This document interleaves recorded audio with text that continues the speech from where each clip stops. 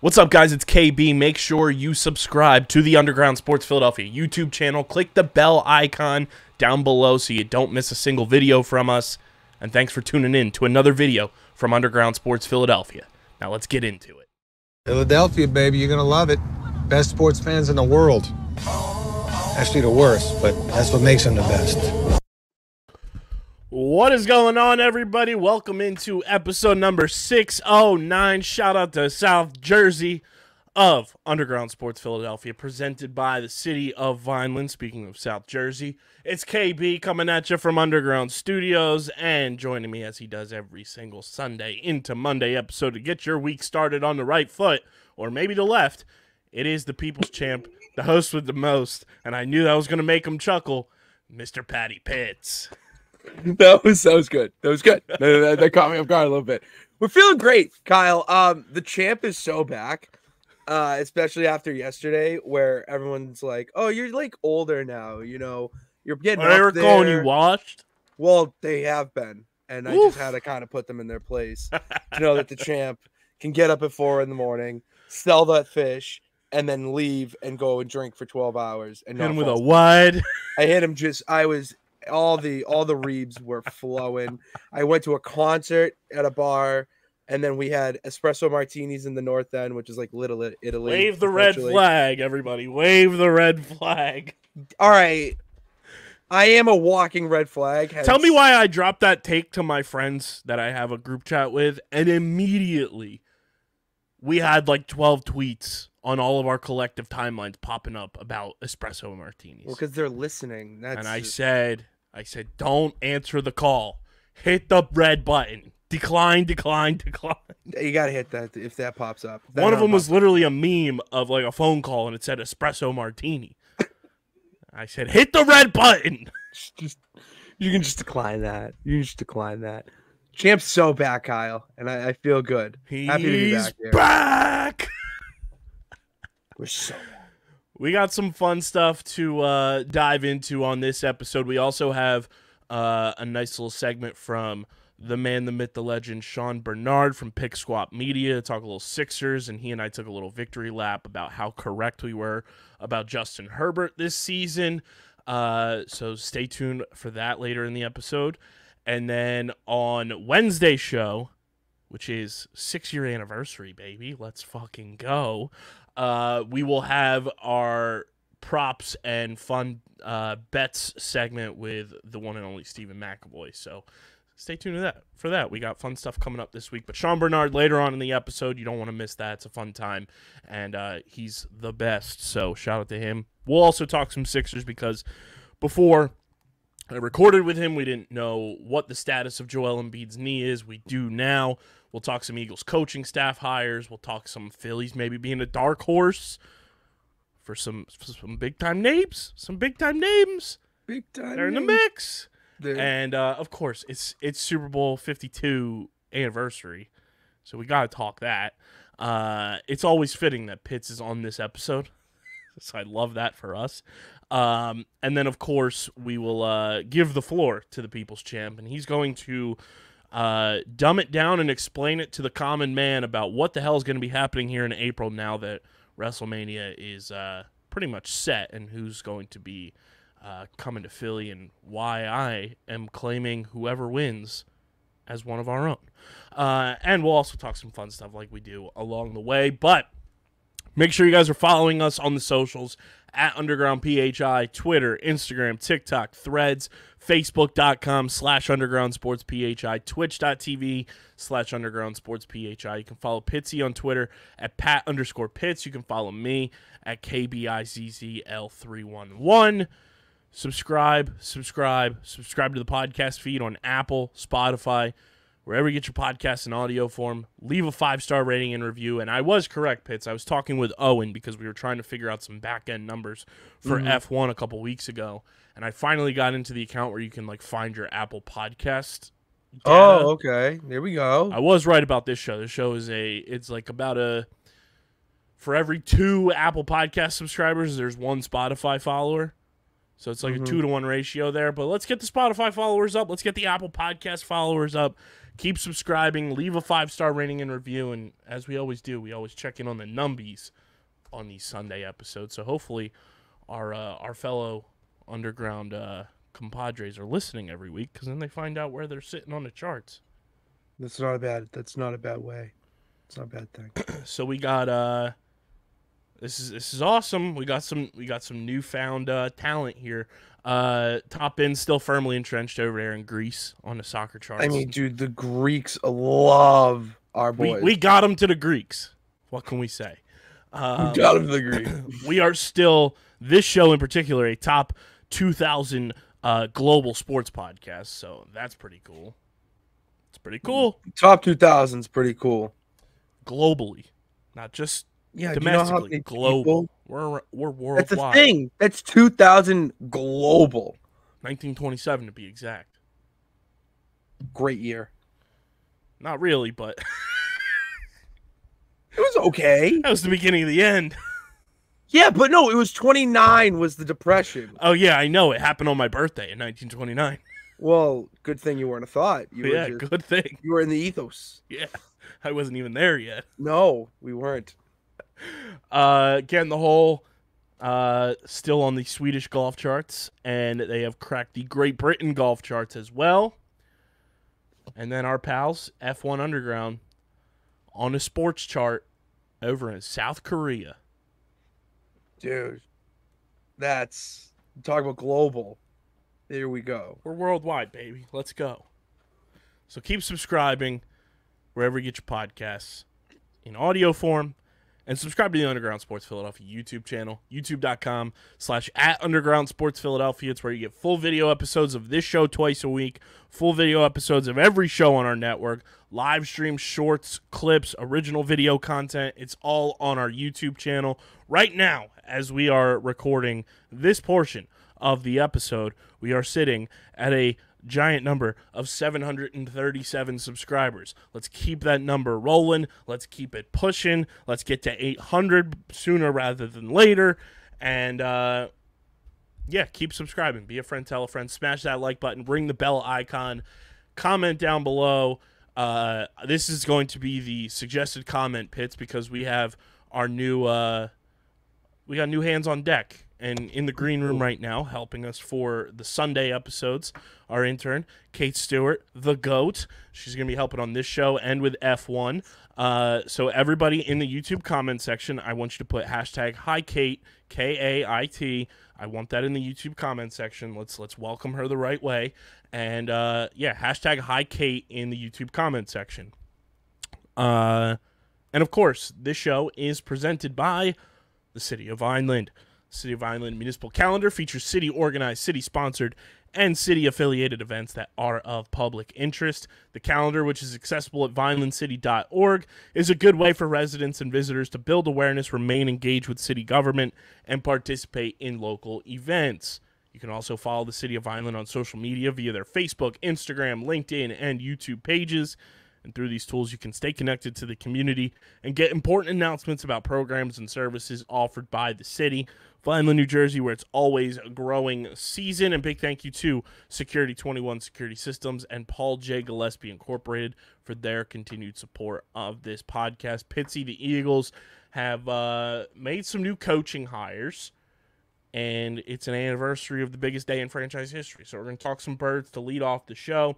It is brought to you by our awesome merch partners at PHI Apparel Company, the best merch in the game. Pitsy and I can both tell you, the most comfortable hoodies we own, the most comfortable t-shirts we own, and it is unfortunate that the Birds not in the big game again this year, because we would have been designing another big game shirt like we did last year that was absolute heat.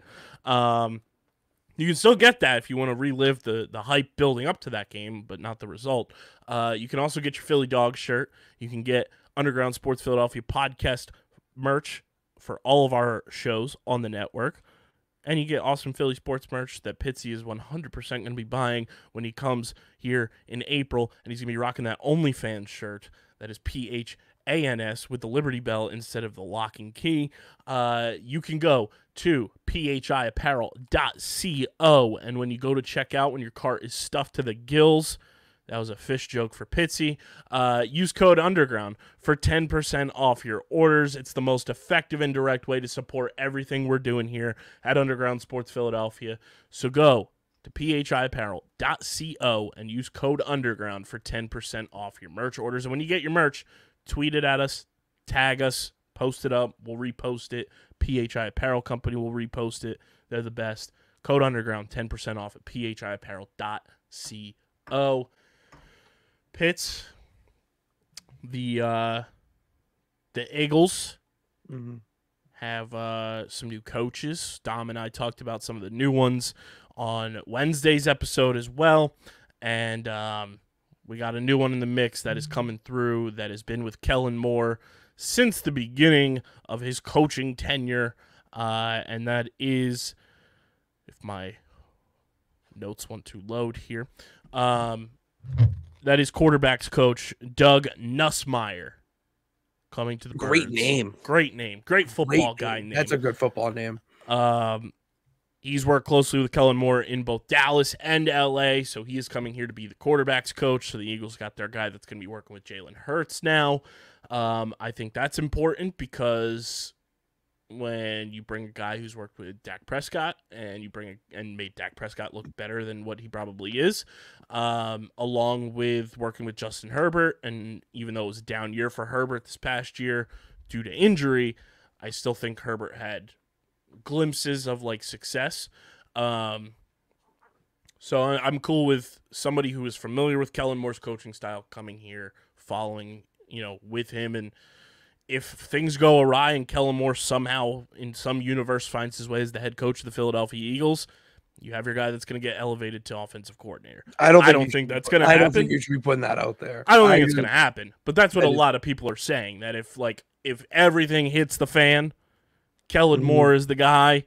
This is who you promote from quarterbacks coach to offensive coordinator. Fine. Well, you should have a safety net, though. Okay. Yeah. The other big thing is I've seen a lot of people starting to talk about the Eagles in the linebacker position and what they could do in free agency, what they could do in the draft, and that gets me excited. It gets me all tingly. Keeps us going. Because you know what it's like to have fun linebackers. I truly don't know what it's like to have. We've had some of the best, from Brewski to McGinnis, and then even more recently with Donta Hightower, the unsung hero of 2 Super Bowls, in my opinion. Having an awesome linebacker is probably one of the most fun things about a football team. And I'll go on record and say that I didn't even want Mac Jones. I wanted a linebacker with that pick in 2021, I'm pretty sure.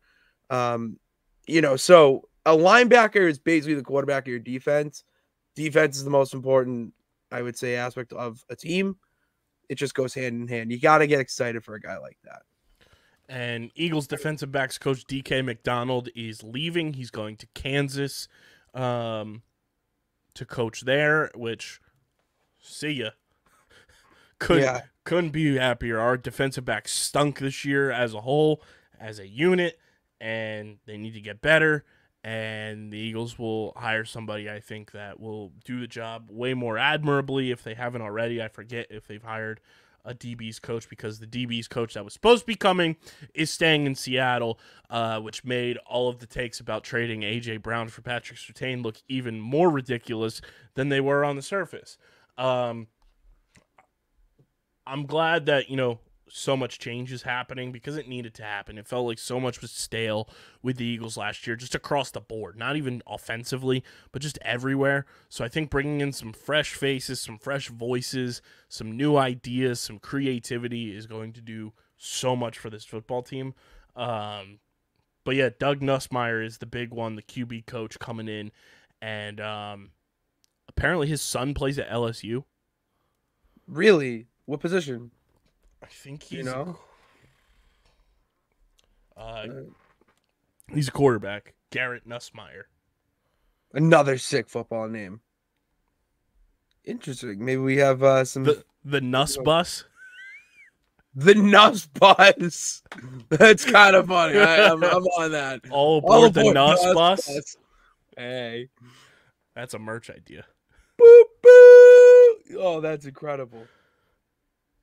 Oh, I got really scared because I Googled Garrett Nussmeier, and it shows his parents like on the side panel on Google, and it says parents Doug Nussmeier, and then I read it real fast, and I thought his mom's maiden name was Herbert. It's Hebert. Hebert. Not Herbert. Not Herbert. That would. I was very concerned for a hot second.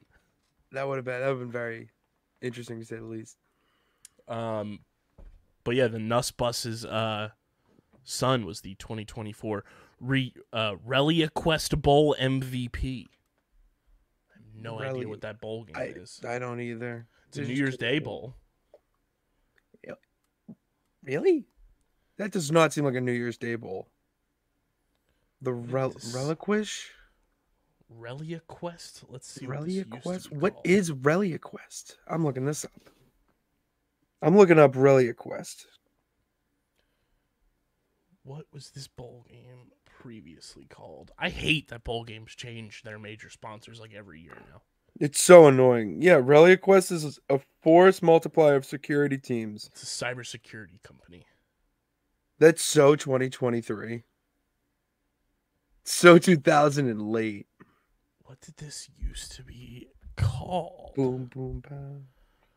Now I gotta backtrack because it was the Outback Bowl. Oh, I remember the Outback Bowl. That's a good one. Why are we getting rid of the Outback Bowl? That wasn't bad. It changed in 2023. So the past 2 years, it's been the ReliaQuest. Why are we hating on our Aussies? Oi, oi, oi. Why are we hating on them? Aussies are cool people. I used to hate on them. Now I have the Outback Bowl missed out on a huge opportunity. Not that Outback is a sponsor of this show, but if they want to get on board, we're open for business. They missed out on the trophy not just being a giant bloomin' onion. Yeah, wait, that is. How are we the first ones to think of that? That's or like an ancillary piece of the, like, you still have the trophy and then boom, here's bloomin' onion, kind of like how they do the Thanksgiving turkey and the. And they do and then the bloomin' onion, like the players are eating the bloomin' onion, and then you get like camera shots, and it's like the like, Pop-Tart Bowl this year, they ate the mascot. Yeah, dude, that mascot went through it. Dreams are made of. But yeah, they missed out on a prime opportunity there, and they could have done that. I just don't watch college football as intently as most, but I feel like we would have seen clips of student athletes chomping down on a bloomin' onion if that was the case. Yeah, no, we absolutely would have seen bloomin' onions. Having skewers of shrimp on the Barbie. Delicious shrimp on the Barbie. Only at Outback Steakhouse. Those ads are awesome. You know what? Fun fact: I've never gone to an Outback. Neither have I, and one of my best friends works at one. I think we gotta take a company trip. We gotta go out of the underground. Outback, if you're listening, let's have a business meeting. We'll buy the bloomin' onion. You provide the sponsorship. It's a good deal. It's a pretty good deal to me. So yeah, but not much else on the Eagles front outside of Devontae Smith and AJ Brown. We talked about it on Wednesday too. They were on your favorite program, Pitts, Up and Adams with Kay Adams. Oh my God, I love Kay Adams. I love Kay Adams. That was like, God, I loved when she was on Good Morning Football. She's your celebrity crush. It's like, yeah, her. I would say her and now Emily Blunt are my two like big celebrity crushes that aren't wrestling related. Kay Adams, Madison Pettis too. You can't forget about Madison Pettis. Kay Adams was one of those things when she started doing the Dick's Sporting Goods commercials. I was like, what? I know that voice. I was like, what is Kay Adams doing on a Dick's Sporting Goods? Is that the Kay Adams? That's incredible. Hey, it's Kay Adams. Like, incredible. Is that Up and Adams? That's her. That's her on my screen. Why? And I love that AJ Brown just didn't crack and like was like, yeah, it's a business. Like, I gotta be prepared for anything, and just like made traditional Philly media and dumbass Philly sports fans spiral even more. And I love AJ Brown for it. I think he's so good at creating that chaos in the best way possible. And if you're smart, you understand what he's doing. But if you're dumb and dense, like a lot of people, you have no clue what he's doing, and you think that he truly wants to get traded. And it's like, no, he's playing football with his best friend. Why would he want to do that? You absolute dunce cap. I do hate this part of the off season, and I can't believe we're at this part because we still have the Super Bowl left. But it's that time where everyone's just not making up stories, but they're trying to connect dots that just aren't there. And they're doing it just because they need to put something up. And it's easier to do a story like that where you really touch on people's emotions rather than being like, all right, well, there's nothing going on. He's happy. Look at him do this. That doesn't really grab the attention, but that's real life. Sometimes it doesn't have to grab your attention. You can just have things be. And as the Boston media, Philly media, I feel like we share a lot of similarities there where our fan bases like to... From that dumbass sports talk radio. Subscribe to the pod. Dumbass. Oh my God. I can't stand the ones up here. And I know you share my same feelings about your own little talking heads down in Philly. So it's, to me, that's why I just kind of tune it out and, try to tell the peeps that you got to tune it out and take everything with a grain of salt at this point. We're not even at the Super Bowl and this type of shit's like happening. Like, are we really serious right now? Yeah. You have nothing else to report on. Like, even if it's fun news with the Pro Bowl, like they're still trying to find little things within that. Like, oh, his body, like, oh, he tapped up that guy. He tapped him up. They might be going to trade. What does he mean? Was he kind of gave him the cold shoulder. He gave him the cold shoulder. Do they hate each other? It just like, shut up. Just enjoy things. All right. Don't get annoying. I'm looking at the list. They have the next 3 big game locations listed. I'm bummed that like we're not at a point where we could have afforded to go this year. But I feel like in the future we got to do kind of like what Barstool and like the Ringer and like all these big companies do, and they go for the week of the Super Bowl, and then they don't stay for the game because it's obviously just a corporate event. And if you're a real fan, you don't care to watch it there. You want to watch it with your people. Watch it at your house because it's more of a viewing event. Yeah. One day we will do Super Bowl week. I think it's I will put that in the ethos. We will do Super Bowl week. I think it's a must with us because it's the amount of different avenues we could go down. We could just make content out of just anything essentially. So I'm all for it. The next 3, next year is going to be an absolute chaos fest. It's in New Orleans. Oh, dude. That's a fun city. That's a fun city. And then it gets boring again and goes to California for 2 straight years. Santa Clara and then Inglewood again. Compton, Inglewood. I got my brother like right out there, so to me, and I want to put this out there in the ethos that my dad, he's not like me where he loves a lot of like teams and has like shout out Dickie Pitts. Shout out Dickie Pitts. He has a goal that he wants to go to SoFi with myself, my older brother out there, and then my nephew, and like have like a guys trip there because he's obsessed with SoFi. He loves, like, he thinks the stadium complex is absolutely astounding. So I do find it hilarious that SoFi didn't put an actual roof on the building. It's just like a tarp that you would have had like for Survivor. Yeah. So remember a couple years ago when the game on Monday Night Football got postponed? Not postponed, but like delayed because there was weather issues, and it's like you're in a dome, and it's like, well, actually the roof is it's a tarp. Because everyone wants that retractable roof so that you have. It's not even retractable. That's the funny part. It's like it's literally like a tarp. But like, why have like? Why not spend the extra money, Mr. Kroenke? You own 7 sports teams.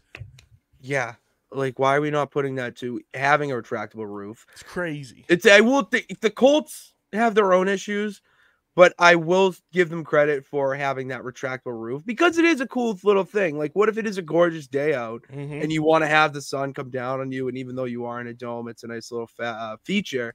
And then if the weather is shit, well, you're playing in a dome, so it doesn't matter. And then you're shielded from all the snow, sleet, whatever you want to call it. So I'm a big fan of retractable roofs.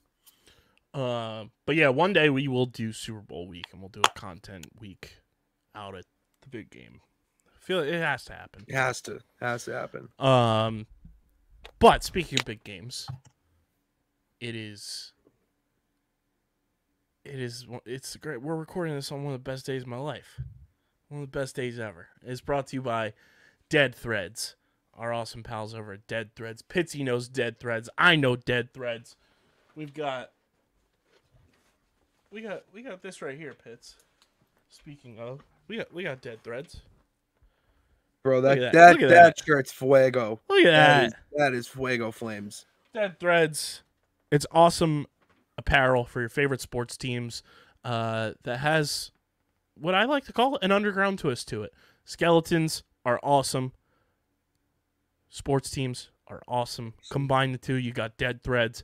You can gear up with your favorite football, basketball. They're working in a lot of hockey now. A lot of baseball, I'm sure, will be on the way. Dude, I can't wait for a Bryce Harper one. I can't wait for a Phillies Dead Thread shirt. That thing is going to look absolute fuego. Like with a skeleton with the bell. Huh. Sign me up. Dead Threads, they are awesome. And last week you saw Pitsy wearing the Dan Campbell shirt. They got those. They got a whole bunch of stuff on their website, and they're adding new stuff every single day.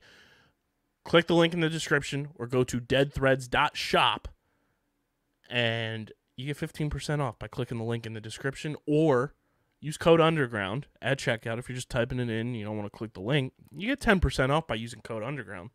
Click the link, code UNDERGROUND. Hook yourself up with Dead Threads. They are the best. Shout out to Dead Threads. Pitsy, it's big game 52 anniversary. Super Bowl 52 happened 6 years ago. Well, I should say 5 years ago because it happened in 2018, but 6 years ago season-wise. 5 years ago today, the Birds did the unthinkable and took down the Giants. And I'm not talking New York. I'm talking the big bad New England Patriots. 41-33, one of the greatest scores in sports history. Just a beautiful thing, and we're a little bit removed from it now, being that it was 5 years ago. But someone quote tweeted the final play of that Super Bowl. My goodness, was Al Michaels terrible on the call for the final play. Oh, I hate that. I don't remember it, but I have you need to have a good call to end a game or have a big moment. I'm gonna play it for you. I don't know if we can play it while it's being recorded. So Al Michaels sounds disappointed that's the end of the game. I feel like Al Michaels wanted Gronk to catch that Hail Mary. That's what it sounds like. He was rooting for his pal Tom Brady. That's my Lord and Savior. I mean, we always root for that guy. And when he falls, it's like, what do you do? Like, I'm not kidding you. Even when, was it Brandon Graham that forced the fumble? Yes. Okay, when Brandon Graham forced that fumble, even I was like, all right, like my Big Ben and I were like, this game is not over. They're going to come back. And then he does the Hail Mary. And I'm like, yeah, the clock is at 0. But no, Tom's going to come back. That's what he does. That's what he does. Verbal Simba meme of him pushing a Mufasa, like, get up, like you're gonna do it. You're gonna do it. Come on. And I had probably one of the most saddest card ride homes ever. Pouring rain. I had to drop off my friend who, by the way, fell asleep during the Super Bowl and was snoring on the couch. He's a Jets fan. And it was just me, Big Ben, and our other friend. And then I have to drive his ass home, and I'm just listening to Fix You in my Deep Soft playlist. And then, it was just, that. I'm happy it worked out for you, and it worked out for you too, because if that game doesn't go the way it does, we don't exist. We don't. In the way that we exist, and it was literally the Doctor Strange permutations. There was one timeline where it all played out this way. I'm happy to be part We of wouldn't that know timeline. each other. Just That think of is it that way. crazy. Think of it that way. See, that's why I always like to have a positive outlook on things. Because even though that was one of the most soul-crushing Super Bowl losses I've ever experienced, I get it in a moment like this, and you reflect, and you're like, all right, well, if it didn't happen, then you wouldn't be in the underground. You wouldn't be. Maybe you don't have a show, or maybe you don't meet this person. There's so many different little things that needed to happen because of it. So you got to have a positive. Yeah, because outlook. literally, if we don't win that game, we were going to wait 2-ish weeks to get things going again and start. Say that build up and everything, throw some things off. Maybe we don't start a lacrosse podcast, which then doesn't lead to me meeting Broche and Robin Brown and Annette Hogan and Jen Hildebrand, which then means I don't meet you. Those are all my people in a weird nonsense world that I'm connected all to. So yeah. And speaking of him, because he went down, he went down to watch that game with his dad and experience that. So cool moment for him to experience. The video is awesome. But then on his way back, he stopped by my house, the barn, and he was like, Pat, I got a gift for you. And I'm like, what the hell are you going to give me right now? He went and picked up 20 newspapers with all Eagles dude headlines, and was what throwing them at me. He was just throwing like, hey, I got you this one and this one, and I'm just sitting there just this is my life now, while people are just laughing. I miss that about our childhood, is when your team won a championship, and I know you have a lot more than I do, because I only have 4 titles to my favorite team's names. We had 4 in 2 years, so it's okay. Yeah, I had 2 in 1 year, so. And one was a college team. Yeah, our college team is fugazi at this point. Yeah, I had Nova basketball, baby. I miss the front page of the newspaper. That was something that I cherished. Getting all the newspapers, when your team advanced in the playoffs and all that kind of stuff. I miss that.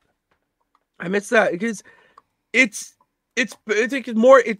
more than just a post. You know what I mean? It's something physical you had, and there were always cool pictures that went along with it, and it really brought out the headline. Now it's just you scroll on your phone, you're just like, all right, oh, that's a cool picture and a nice caption, but then you scroll away and it's gone. You know what I mean? You can lose it. Where this is a physical thing that you hold, and that hits you right in the feels where social media posts really don't.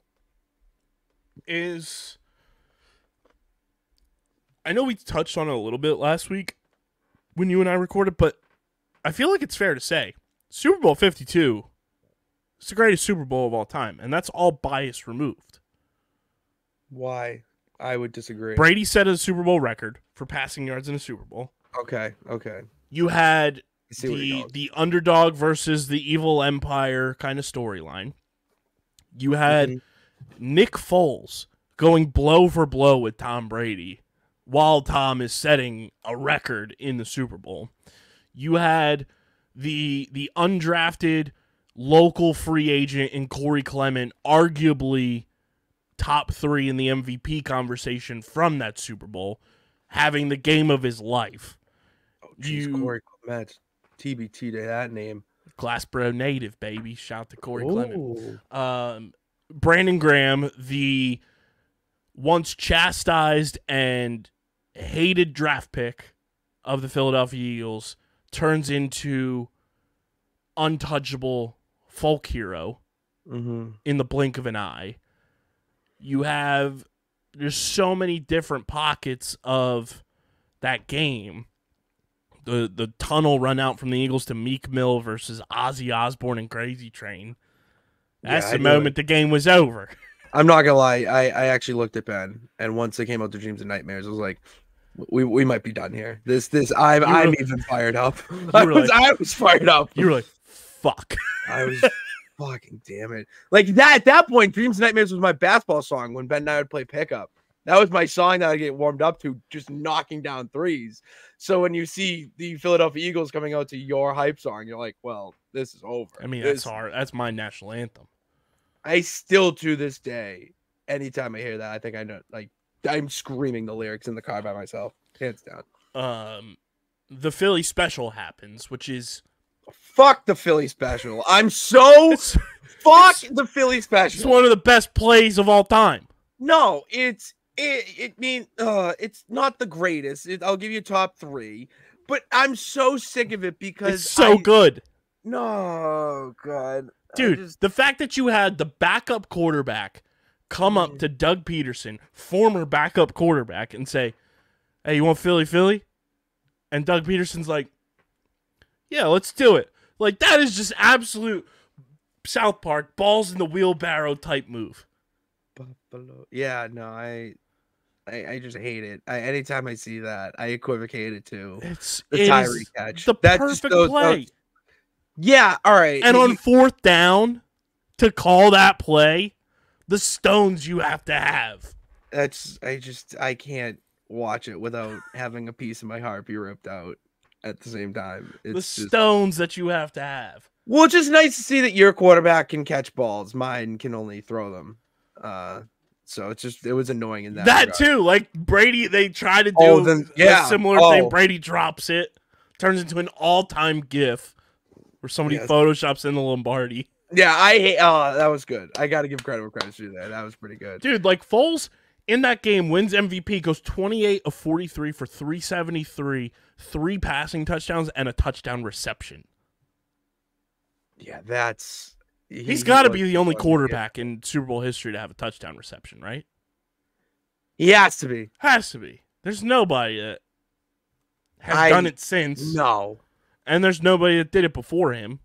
I can't. They weren't calling crazy kooky plays like that. No, Terry Bradshaw was not catching passes. Terry! It's over for you, you little orange.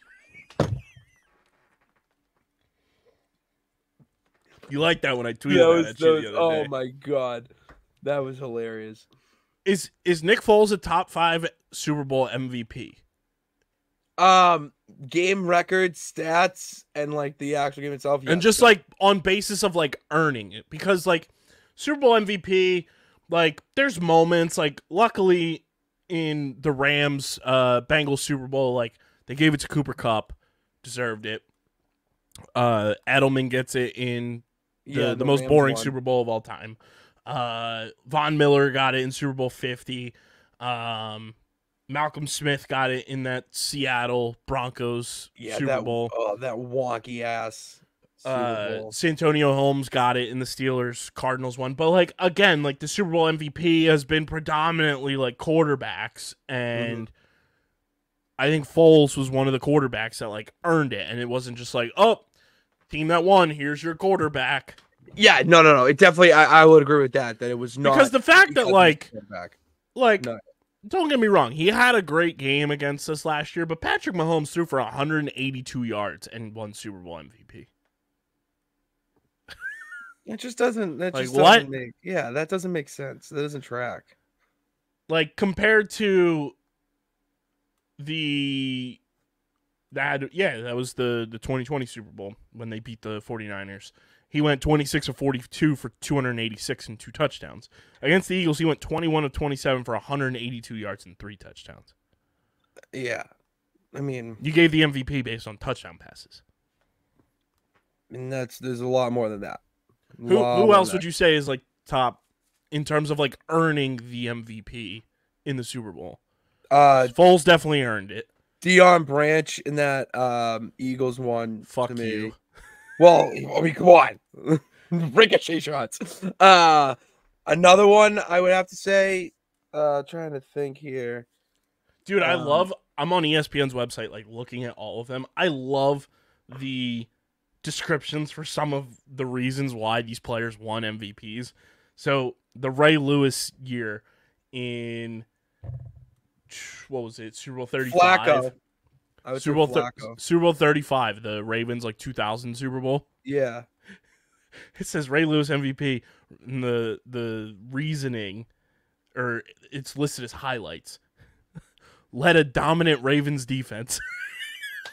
That's it. That's the reason. That's the highlight. Way to spark note that. That is just ridiculous. You couldn't have got more. Like Ray Lewis had 5 tackles or 10 tackles or something, an interception. He's the only one. Oh no, it. I'm sorry. There's another one. Super Bowl 12. Harvey Martin and Randy White won co-Super Bowl MVPs for the fraud-ass Dallas Cowboys. I did know that. When I was looking up Super Bowl facts one year. Like I did. Their highlight led Dallas defense that forced 8 turnovers. See, that's even more descriptive though than Ray Lewis. Like they had 8 turnovers. Okay. The Ravens won. It just said led a dominant Ravens defense. Does that say more about the Ravens team that year or the Super Bowl? That defense is like all here's time. Here's the 85 Bears. Here's the 2000 Ravens in my book. See, that's a game That's the Trent Dilfer Ravens. The grossest offense ever to win a Super Bowl, in my opinion. And you have that, I don't know, the Ravens. The grossest offense to win a Super Bowl was the Super Bowl 53 Patriots. There was no offense in that game, but we had a good offense all season. We were led by Jesus Christ himself. And then you had the Holy Spirit and Gronk. You had the Holy Trinity on the field, dude. You had Jesus and Brady. You had I'm doing it wrong, but Gronk, Brady, Edelman, basically. That's the offense. That's all you need. I've been out of Catholic school a while. All right, it's been a long time. Yeah, that's funny too. I think Foles is in there. I think Von Miller in Super Bowl 50. 6 tackles, 2.5 sacks, and a pass defended. And the Broncos defense just absolutely dominated Carolina. Yeah, that was a gross Super Bowl too. I think the early one. Oh, that Bucks one they earned in 2002. Fuck them. No, too. Not that Bucks team. Fuck that Bucks team. 2002. Oh, Bucks, I forgot because you have some beef with them. I forgot. Yeah. NFC. Yeah, they gave that to Dexter Jackson, who had 2 first-half interceptions. Yeah, wasn't one of them returned for a touchdown? I think so. Yeah, that Bucks defense should have won all the awards because Gruden basically game planned the shit out of that Raiders team. Trying to see. I mean, Malcolm Smith, he had 10 tackles, an interception return for a touchdown, and a fumble recovery for Seattle against easy. Denver. That's an MVP. You know what's one that's not earned is whoever it was 96 Super Bowl Packers Pats, and the Super Bowl MVP was one basically of a guy who had a kick return. 96. That was it. Oh, Desmond Howard. Desmond Howard is Super Bowl MVP. Really? Well, he had 244 all-purpose yards and a 99-yard kick return for a touchdown. Yeah, but they think that that is kind of cool. I respect the special teams brand more than most. A kick returner winning Super Bowl MVP is pretty fire. We were an Edelman away from having Jake Bailey, punter of the New England Patriots, winning the Super Bowl MVP, which would have been in the Rams one. Filth. It would have made so much sense. He was the MVP of that game. Dude, he was what's wild? Electric. See, I'm pretty sure the quarterback Brett Rippon that was playing for the Packers. Yeah, I'm pretty sure this is his dad. His dad is a Super Bowl MVP. What year? For Washington in Super Bowl 26. Mark Rippon. Was he a quarterback? Yeah. Those Washington teams were good though. Yeah. Joe Gibbs led, I'm pretty sure. So I could see that. That's nice. To confirm that this is his. I mean, how many? No, I'm incorrect. Not really related. Not related, but same last name. Interesting. You don't really see a lot of. Stand corrected. Mark Rippon, Philadelphia Eagle for a short time. Interesting. Oh, I didn't know that either. Oh, fun fact. Yeah, I don't think. Well, let's see. Looking at the personal life here.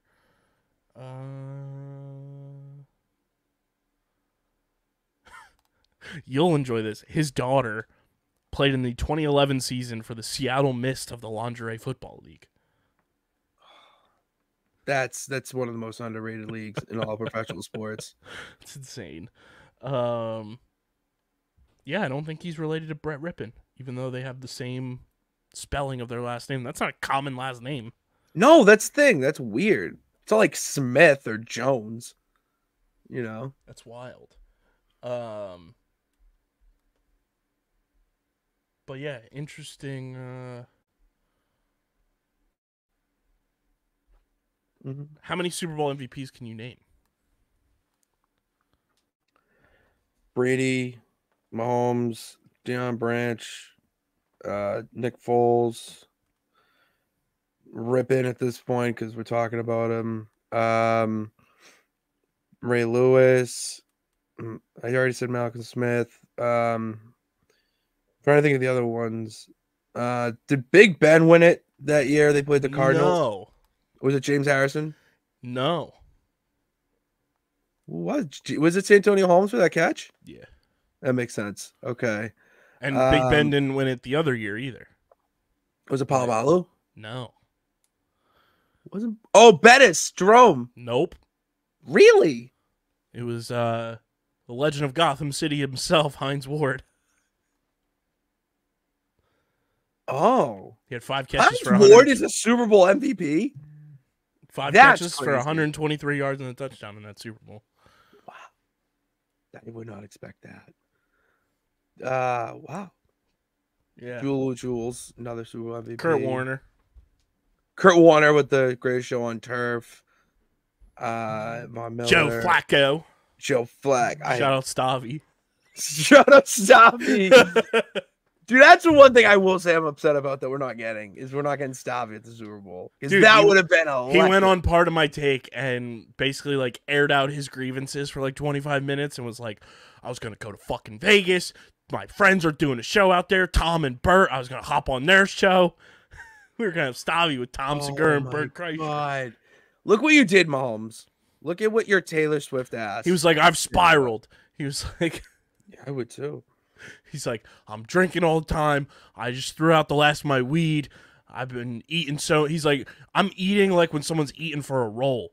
Like, I got ice cream containers open on the counter.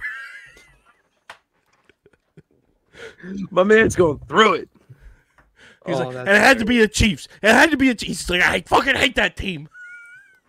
I hate how everyone now is saying that the Chiefs are the new Patriots. That's so disrespectful. There's a lot of parallels. There's so much more hated. You can hate them so much more. See, you're coming from. I've seen a lot of Patriots fans on the timeline asking, "Is this what y'all felt like when we were doing this? Because this shit's annoying." And it's like, so annoying. It's like, yes, this is how we felt. It's incredible how we come full circle and realize it. But like, I hate it more because. To me, you hate it. You hate it more because it's in the social media era. When the Patriots were doing it, it was very like traditional journalism era, and then it bled into the social media era, where like when the Patriots were winning all the time, it was just getting written about. It was getting blogged about. Now, when the Chiefs are winning the way that they are, it's on social media. It's on Twitter. It's on Facebook. It's on Instagram. It's on TikTok, and it's in your face 24/7. And that's why you're feeling that way. Okay, I could see that. But to me too, I feel like the Chiefs are more like a Hollywood type of hateable team, you know, with Taylor Swift, and then you have the Pat Mahomes element where I'm actually, I don't know, the Justin Tucker thing kind of pissed me off, where they were disrespecting the GOAT. That was like kind of wild. Who do you think you are? You know, you're not the I am. Team. Yeah, who do you think you are? I am.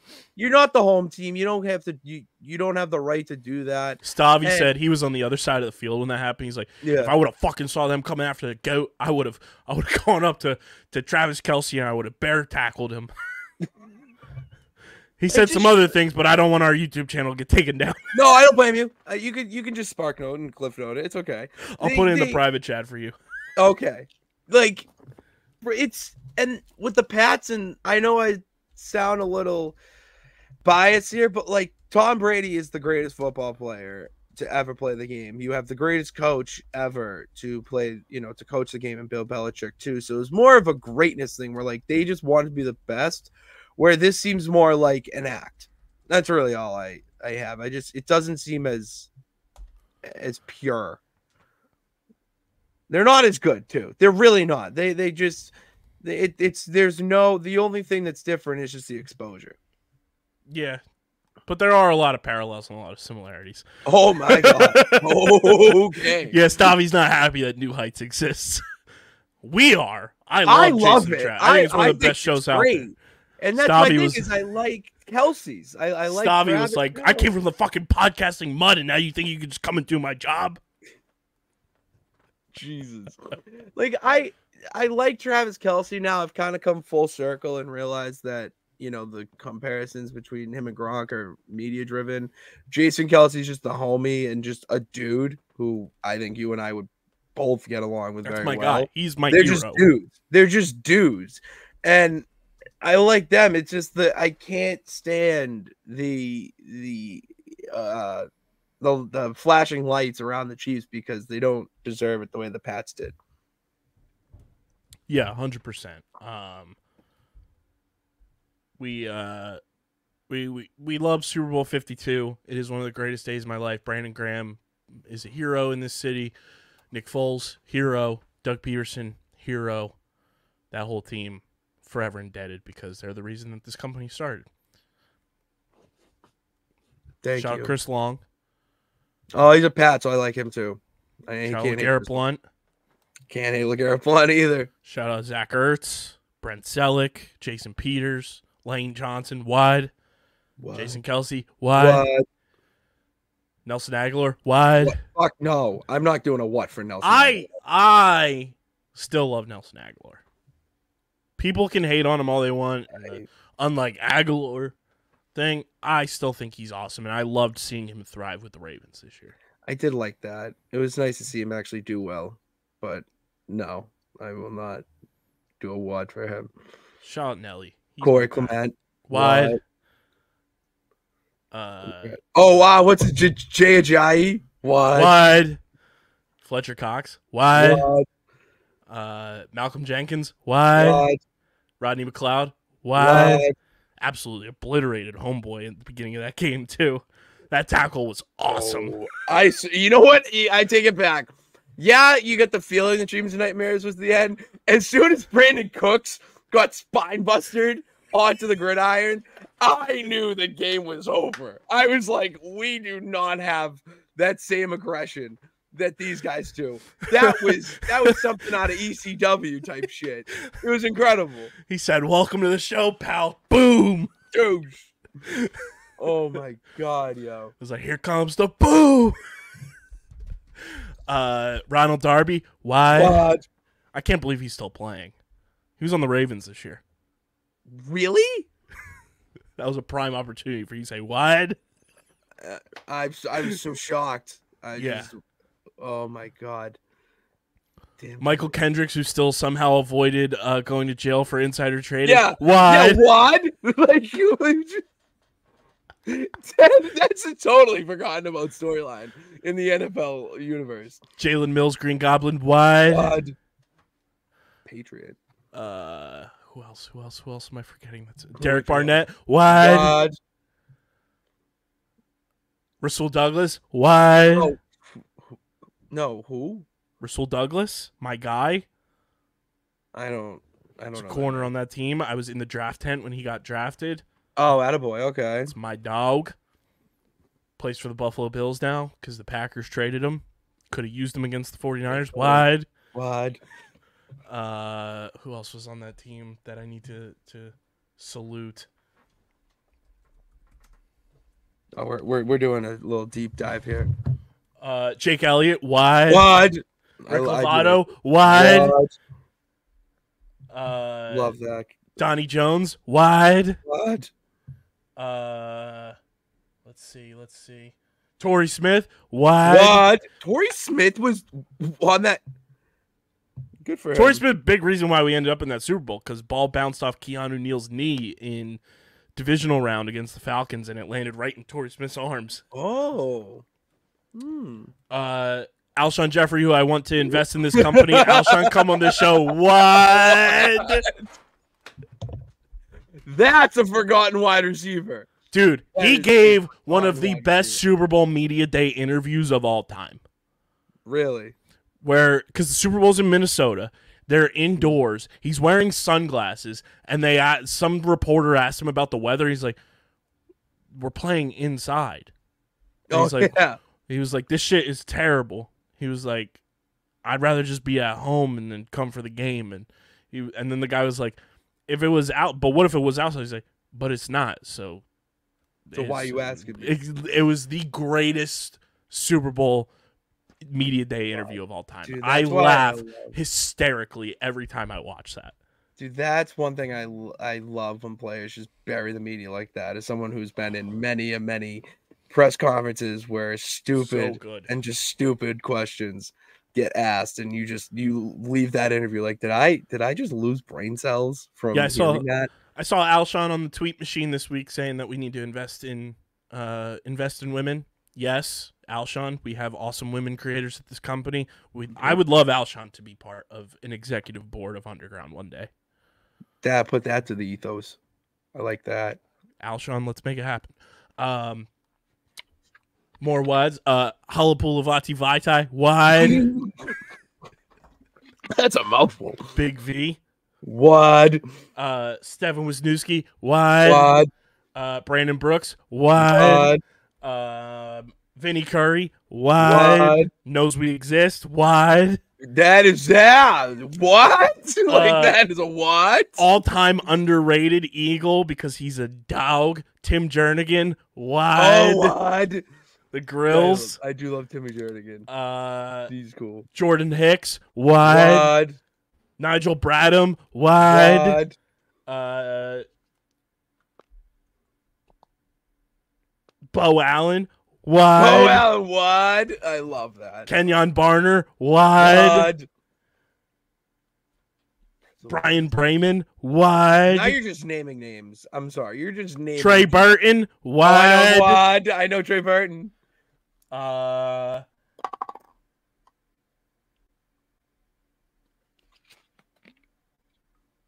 there's a whole bunch of other players. The whole team, wide. As Jason Kelsey once said, it's the whole team. It's the wide. Whole team.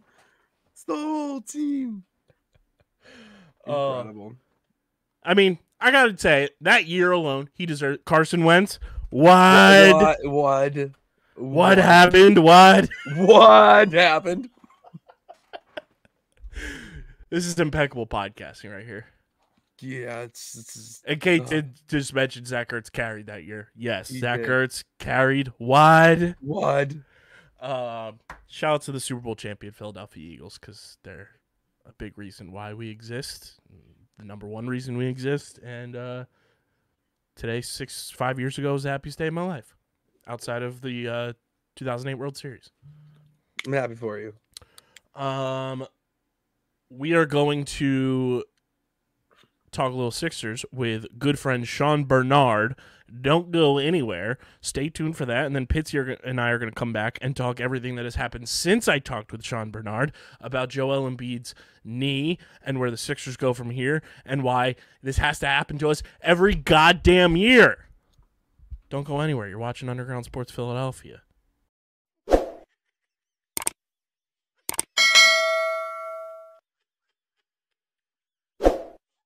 All right, everybody, a little bit different format of Underground Sports Philadelphia this week, but we're making it work. We're rolling with the punches, and we're making things happen, and we're having friends of the pod on the show.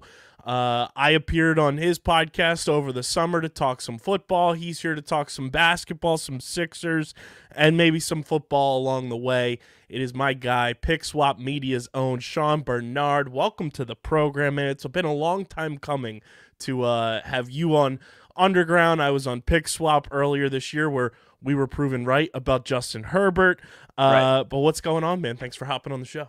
Yeah, appreciate you having me on, Kyle. It's been a little bit, so happy to be here, happy to be chopping it up, and in the swing of basketball season, which is kind of my number one personally. So still got the Super Bowl obviously to hold on to. So football isn't quite dead yet, but gotta love hoop season, and happy to be on chopping it up. Exactly, and the Sixers are in the midst of some down times right now, obviously with last night, as we record this on Wednesday afternoon, last night with Joel Embiid and Jonathan Kuminga falling on his knee. He clearly wasn't healthy to start the game. So there's a bit of panic around the Sixers right now.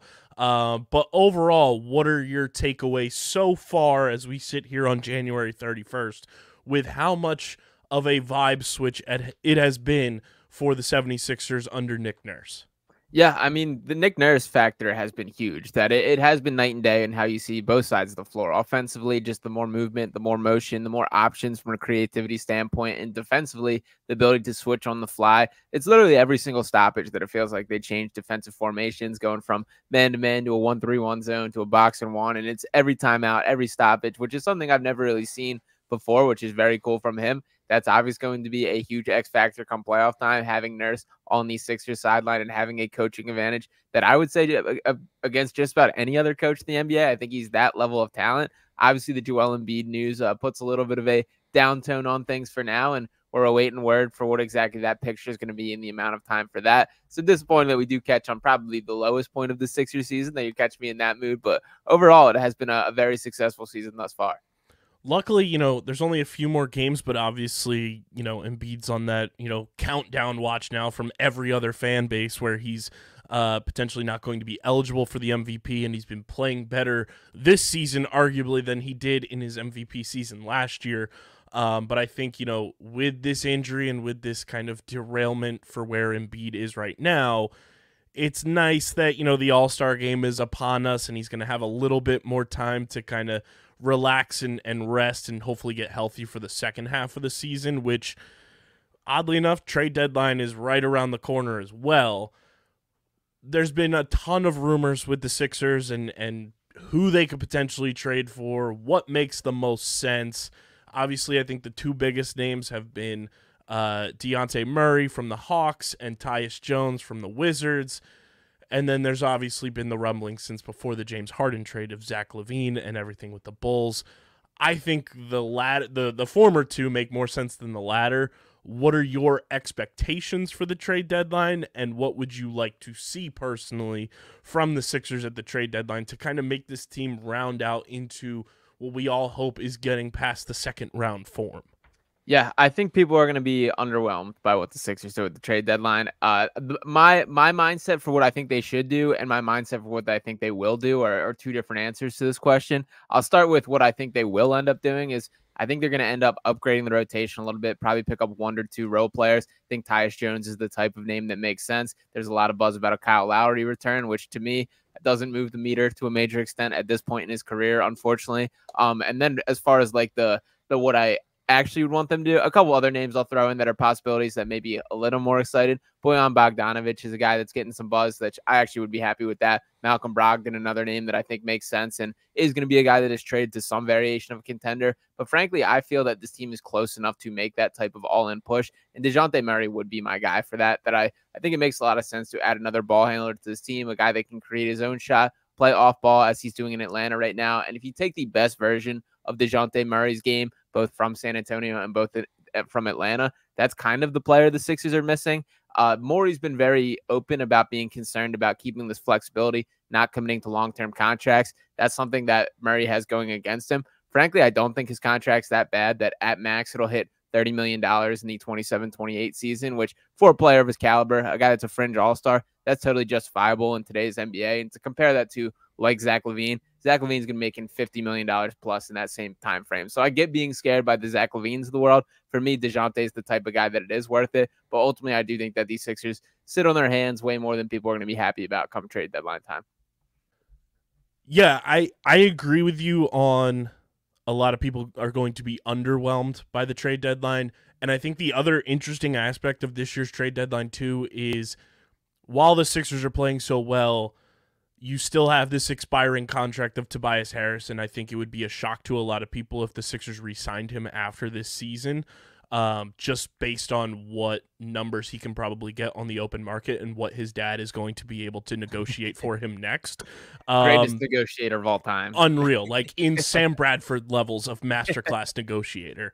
Where do you see the Tobias kind of timeline as the trade deadline gets closer? Is he somebody that Morey tries to move on from to get, draft capital back, to get a better player back potentially from a team that, has been thrown around like the Detroit Pistons, something like that? Or does Tobias stick around and is part of this year's core of we're going all in. We need a player like Tobias Harris to help us get over the top and potentially be a championship contending roster.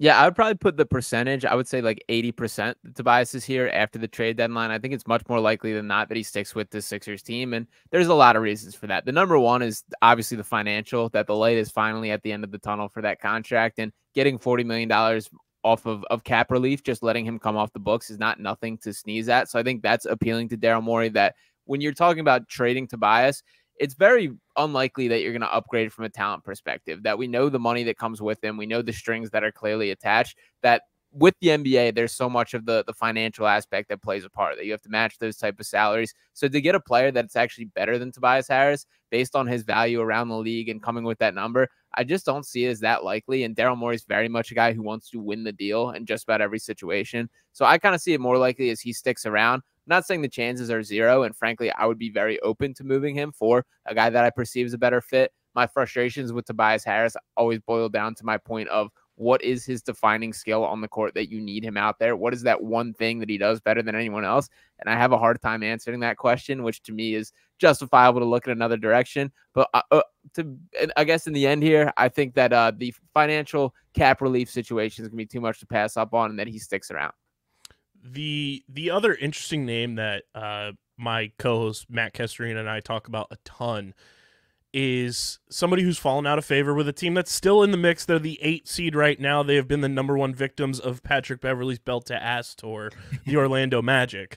How funny and how fitting would it be for a Markelle Fultz reunion with the 76ers? It would be a little full circle moment for sure. I wouldn't mind it. Like, I do think this team needs another ball handler. Markelle is athletic enough and kind of has figured out himself enough to still be like a positive player in the NBA. And Markelle's not a guy who left with all like the Ben Simmons situation and all the frustration with them. Markelle was always a good kid who had some medical things go wrong with his shoulder, and it's really disappointing how things went. He definitely has fallen out of favor, and Orlando is definitely a team that I think should be in the seller's market, that I think they have a ton of young talent, but they're at the point where they need to start building those pieces in a way that they fit together. They just have a lot of overlapping strengths and weaknesses when you talk about their roster construction. So Markelle is absolutely a guy I see on the outside looking in. I don't know if he ultimately gets moved, but if I would have no issue with it if he wants to come back to Philadelphia. Yeah, and I mean, the one interview, I forget what show it was on or if it was a podcast or whatever, and he talked about, like, I always have mad love for the fans. Like, I love Philadelphia. Like, I think as soon as people saw that interview with Markelle a couple of years ago, it was like, oh, like, we like this guy. And, you know, he doesn't have the same, like you said, that same ill will that Ben Simmons has and some other people who have left Philadelphia on just, like, not great terms. Yeah. So I think it would be great because I think that is one of the lacking positions on this Sixers team behind Tyrese Maxey. And I think Patrick Beverley has been everything you could have hoped for and then some for this team, not only on the court, but, like, in practice, on the bench, locker room, having a voice with his podcast with Roan. Like, I think that has, like, paid dividends in a strange way where typically it's like, oh, we have this distraction, player has a podcast, you know, airing out blah, blah, blah.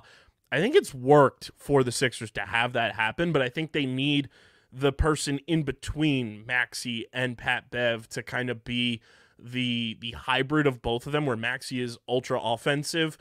Pat Bev is obviously a defensive stalwart at the point guard position. You kind of need like a combination of the two to be your next guy off the bench with whoever you're running on that second unit. And I think the fit of Markelle Fultz makes a lot of sense too.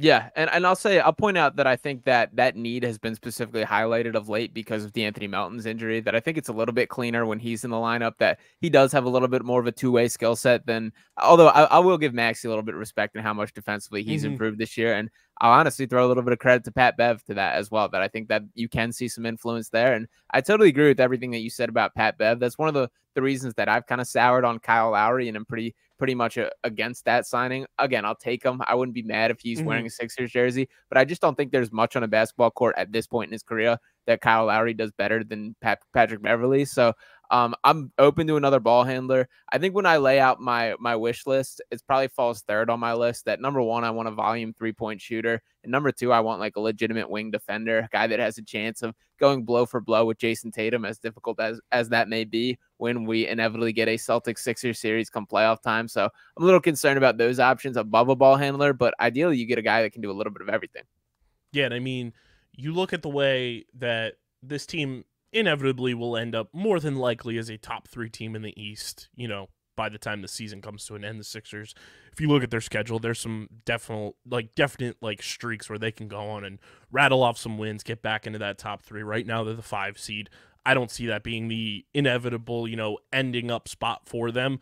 But I think every button for the most part that Daryl Morey has pushed for this team so far, from Nick Nurse to a Patrick Beverley to Kelly Oubre, yeah, I am all on board with Daryl Morey pulling out the checkbook right now and extending Kelly Oubre. I think he is the perfect fit for this team and is almost like a 2018 revival of what Robert Covington was to this Sixers team when they had the Ursons and the, Marco Bellinellis with Embiid. And he's obviously a much more versatile player than Rocco was at that point, but I feel like they need to do whatever it takes to convince Kelly Oubre to stay because he is such a perfect fit for this roster. Yeah, I'm interested to see what his mindset is. That I think this very clearly was like a rebuilding stock in himself coming to Philadelphia, that Oubre's got a far more negative perception around the NBA than I think he deserves. That he was the only player in the NBA last year to score 20 or more points per game and be on a veteran's minimum. That just straight up doesn't really happen. And to see that happen to Oubre, I think he felt the pain of that. So he's definitely trying to prove people wrong. I'll say defensively specifically, he's been far more bought in than I expected to be the case. He's been very good on that side of the ball and likely will be a guy that when we talk about these Jason Tatums, these playoff matchups, that he'll get a swing up there. He'll get an attempt up there. So I'm curious. I think Oubre specifically is a guy who is going to be in it for the money this offseason. Not that there's anything wrong with that. And I'm curious to see what his market value is around the league. But I've liked having Kelly here. He's cooled down definitely a little bit of late. And I think we're also seeing that with the injuries and the string of things that you can get too much Kelly Oubre, that we're seeing that. But when the roster is fully together and constructed as properly, he's been awesome on this team. So looking forward to the team as a whole getting back to that, and definitely have enjoyed the Kelly Oubre experience as a whole. And one of Kelly's former teams is another guy that Matt and I have talked about as a potential option for this team. And it would be very strange to allow another former Celtic to infiltrate this roster. But how would you feel about Gordon Hayward on this Sixers team? Yeah, I would be interested. There's a little bit of buzz about him potentially getting bought out, which I think would be awesome. As a buyout target, that would probably be the best buyout option I've seen in my lifetime as far as a guy. I think Gordon Hayward can still play and can still kind of start. I think he would be a better option than Tobias Harris in that realm. He's not a guy that I say is such like a needle mover that you need to go out and get him. If you want to talk yourself into Tobias swap as a better positional fit or a better just fit next to Joel Embiid, I can kind of agree with you there. I don't think that's going to be Morey's mindset, that he's more content with keeping the pieces in place. But if it's a buyout market opportunity, they should be the first ones on the phone for that. And I would have no issue if he finds a way in a trade as well. So I'm open to Gordon Hayward, but I don't think I'm as high on him as some people are. Looking at, where this team is right now at 29-17, we're just a few games away from the All-Star break. I think it's 4 or 5 games away. How would you, what would your grade on the first half be for this Sixers team so far? It's interesting. Like if you asked me probably a week and a half ago, I'd be B+, A-. I've definitely pumped the brakes a little bit on that. I think through no real fault of their own, like we're seeing the injuries and then we're seeing how they're not quite as deep as I think we thought they were to start the season, that there are some issues with the depth, with people getting overplayed at this point in time. That is natural. Like that's what happens with injuries. That's why starters are starters. And when they're healthy, that they do start. So we kind of are seeing that case of things. I definitely am very much concerned with the Joel Embiid side of things and what his injury status is. I definitely want to wave the white flag on any MVP race stuff and focus on him being healthy for playoffs. I'm pretty still frustrated by him even playing in that Warriors game, and think that was some organizational malpractice on just even letting him suit up for that game. So disappointed in that approach. That definitely takes some points off. I guess to fully answer your question, I'll go a nice B- on the season so far, which I still think is well above the perception of what I would have given coming in the year. Don't think there were a ton of expectations for this team in this first year under Nick Nurse, so they've definitely outperformed what I expected. I know it's a couple games in the past now, but I wanted to get your take on it as somebody who's in the media like myself, and just the weirdness behind that press conference question from the member of the Nuggets media, and just the weird perception that Nuggets fans have this like weird disdain for Joel Embiid. I do find it weird. I saw a tweet that was like, Nuggets fans should be well removed from this. Your guy won 2 MVPs and has a championship ring on his finger. There's no need for them to hate on Embiid. I don't get it. It's weird. What was your overall thoughts on that press conference in general, knowing that, you're in this media space just like I am, and I, for one, would never even fathom thinking of a question like that to ask an opposing team's coach. Yeah. And it clearly left Nick Nurse kind of speechless and like, what the fuck are we doing here? Yeah. And you could see it on his face, and was kind of like ready to move to the next question. What was your kind of takeaway from that situation?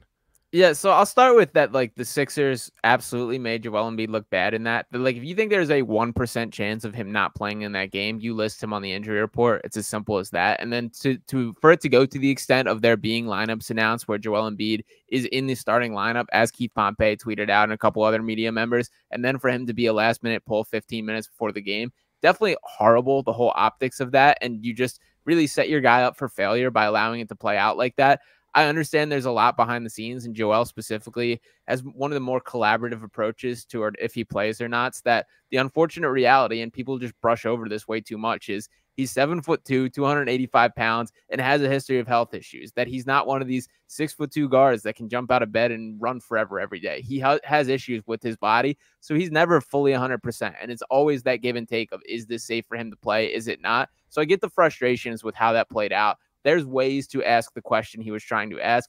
That was absolutely not it, and pretty out of bounds to say that. But questioning his character, or what does this say about character? I will give Nick Nurse a lot of credit for his response of Joel Embiid was injured tonight and pretty much moving on. I thought that was a classy way of dealing with it, but especially that same dude, and I'm not going to name drop him on here because I was taking my jabs on Twitter with him last night, but for him to kind of like run the victory laps after Embiid's actually hurt last night is pretty disrespectful stuff. And as a whole, I try to be, in general, pretty positive on the social media platforms, but there is a special place of hatred for the Nuggets, just whole conversation, and overall just a lot of people talking about Joel in a way that they just straight up shouldn't.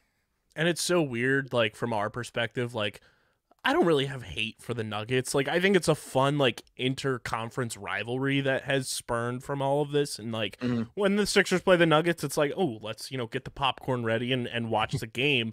But it is such a weird thing where, like, Philly media is very unfazed by all of it, and Denver media just like has this, like, they're ready to go to war against Philadelphia, and it is the strangest thing ever. I don't know if it got elevated during baseball season last year when Bryce Harper called the Rockies a loser organization too. Like, Denver media, and there's maybe one person in Denver media that like has fun with it, and it's because she's from here, and that is the GOAT, Susie Hunter, who works for DNVR and covers the Rockies. But she's from here and like plays both sides of it, and I think it's hilarious. And she even acknowledges it. It's like, oh yeah, Denver media, like, they just have this weird, they are the stereotypical like basketball nerds that took over covering basketball as soon as the process started, and they are the living embodiment of that stereotype. Yeah. Oh, yeah. And this has been going back. I mean, it's all from the basketball side of things. Definitely started from the Jokic versus Embiid debate, which these two have been perennial MVP contenders for the past 4 years. That it's been the last 3 seasons, these two as the best 2 players in the NBA, and they straight up are. That those are the best 2 players in the NBA. It's stylistic in who your preference is as those players.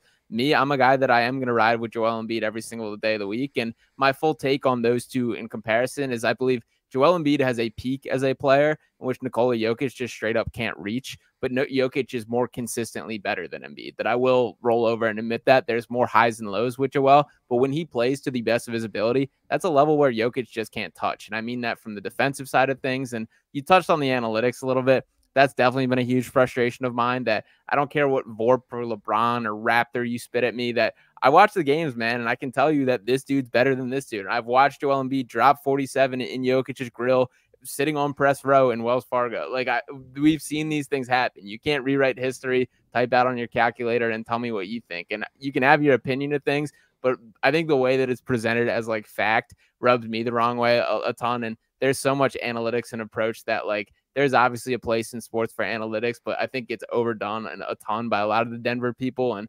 specifically like the hatred that they have directed at Joel in a super personal way really rubs me the wrong way. So I hate that it's out there. I wish the discourse would change in a major way. And I feel like we should have hit that point where it did once that like Embiid did get the MVP, and Jokic obviously has the leg up by getting the championship last year. And Jokic honestly is winning this argument based on what the accolades say. So they should be on their high horse a little bit and not digging in the mud the way that they are, but definitely sucks all around.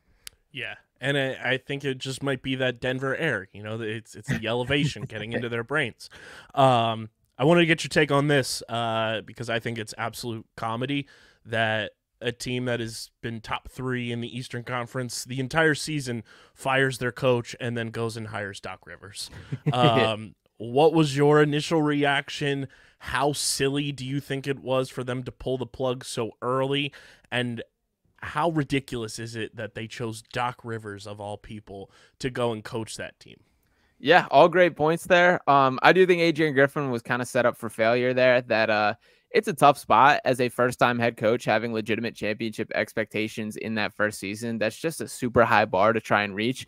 And frankly, they were 31-13 at the time of his firing. So the results were looking pretty strong in his favor. It's clear that the locker room kind of lost trust in him and didn't believe him to be that guy. That they've definitely viewed it as we have such a limited window to win a championship that it's not worth finding us out in the postseason when we think we already know. But on the other side of things, I don't know what in recent years you can watch from Doc Rivers and think that's the missing piece to get us over the edge. So for me, from the Sixers perspective, that points more toward it's time to go all in this season and give yourself a real chance at contending.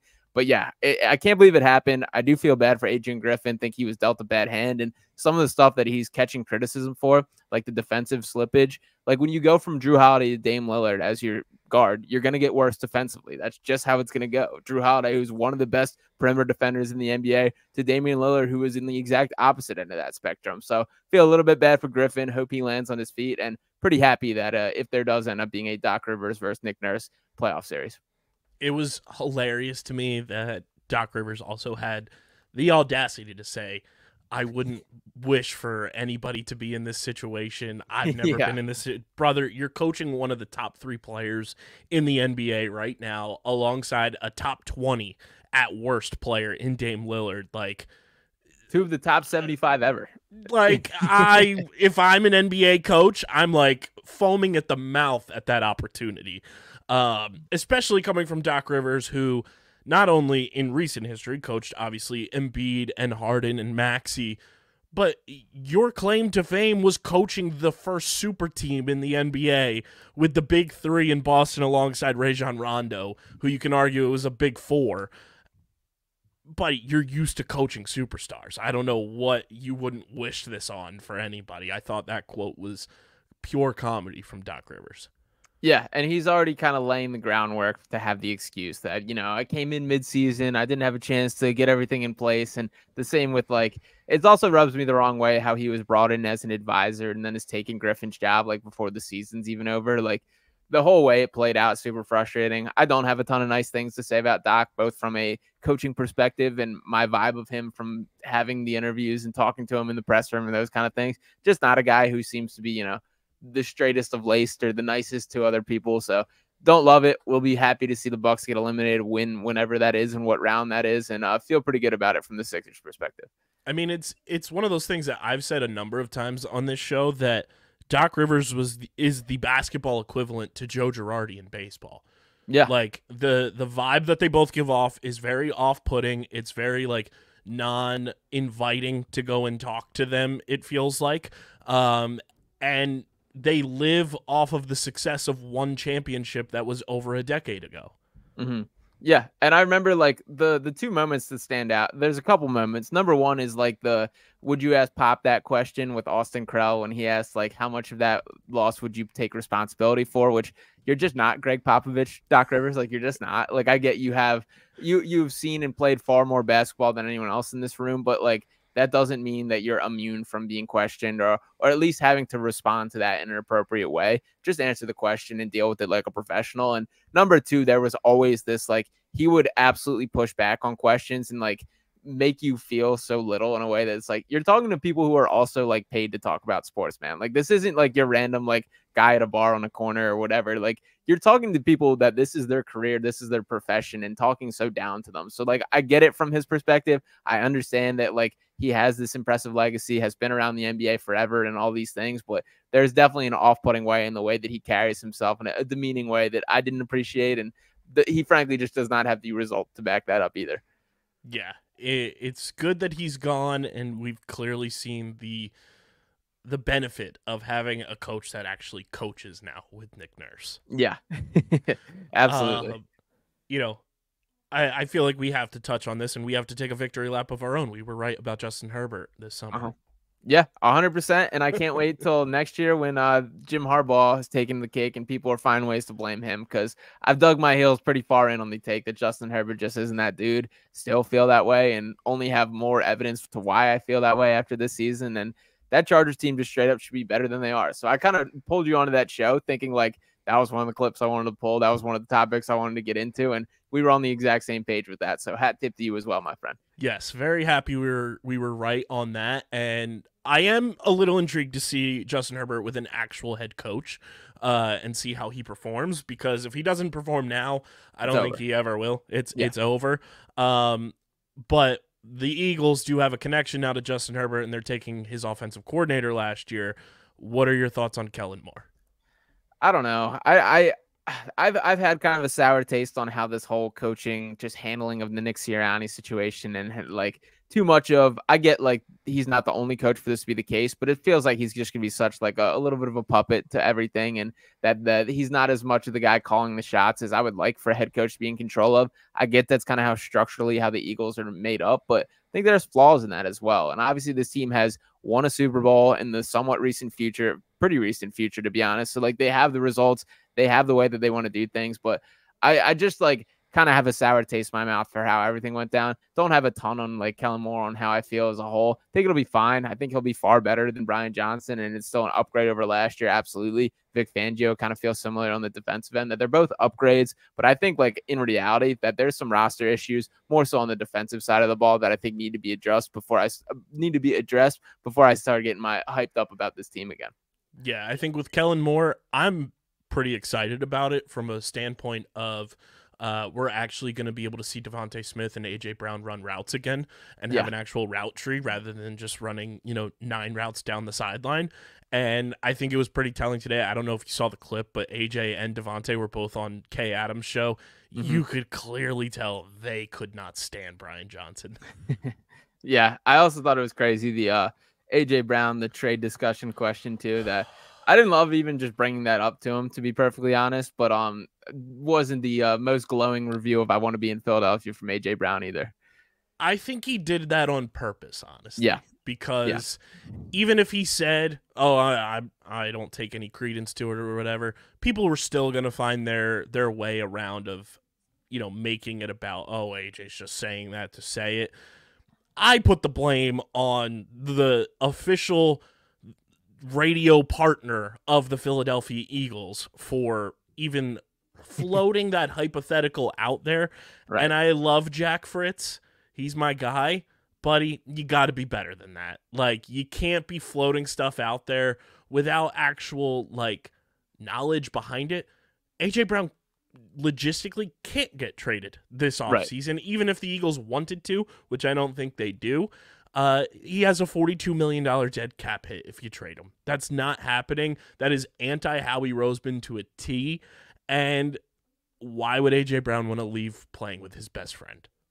And by the way, this is the same A.J. Brown that broke an NFL record to start the season for most consecutive 125 plus consecutive games, 125 plus yards receiving in consecutive games. So yeah, he's still that dude. To some extent, he had a right to be frustrated down the stretch. Sure, you can nitpick and be upset with how he handled himself, but like if things were going more the way that AJ wanted them to go, the Eagles are likely a better team because of it. So like, I get the frustration. I get that he didn't handle himself like the consummate professional in the way that you hope, but he's still that level of talent that you absolutely put on up with it. And that's part of being a star wide receiver, man. Like that's just kind of how the game's played. That's how that position works. And he is the level of talent that it's worth it in my mind. And if you're putting up numbers like that, you genuinely have earned the right to act and display yourself however you want. We haven't had a wide receiver in this town like A.J. Brown outside of the 1 year of T.O. back in 2004. Let A.J. Brown do what A.J. Brown does, and that's score touchdowns, put up 1,000+ yards a season, and has fun across the way.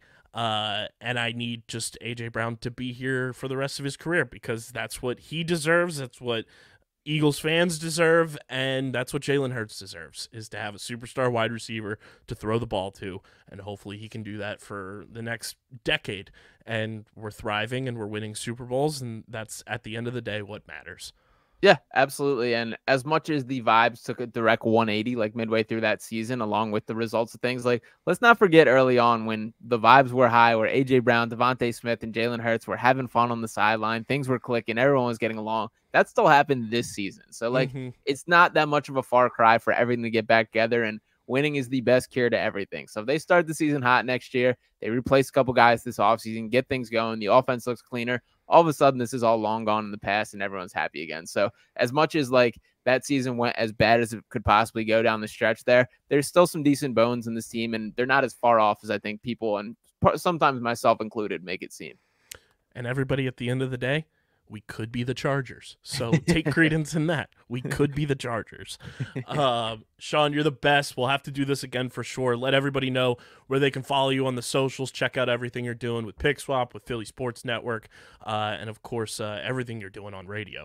Yeah, absolutely. Appreciate you for having me on once again, Kyle. And you guys can follow me on Twitter at Sean_Bernard1. You can check me out on the Fox 1025, the Gambler Airwaves here in Philadelphia, as well as on PickSwap Media and Sixers Digest, doing a ton of coverage for them on those side of things. So a lot of Sixers breakdowns there, doing a little bit over on the Fox Sports radios of everything, some NFL, some picks, all those things over there. And Twitter is probably the best way to tap in for things. So either PickSwap Media or Sean_Bernard1 on the socials, and active in the sports world as much as I can get. You're the best, man. We'll do this again for sure. And go Sixers.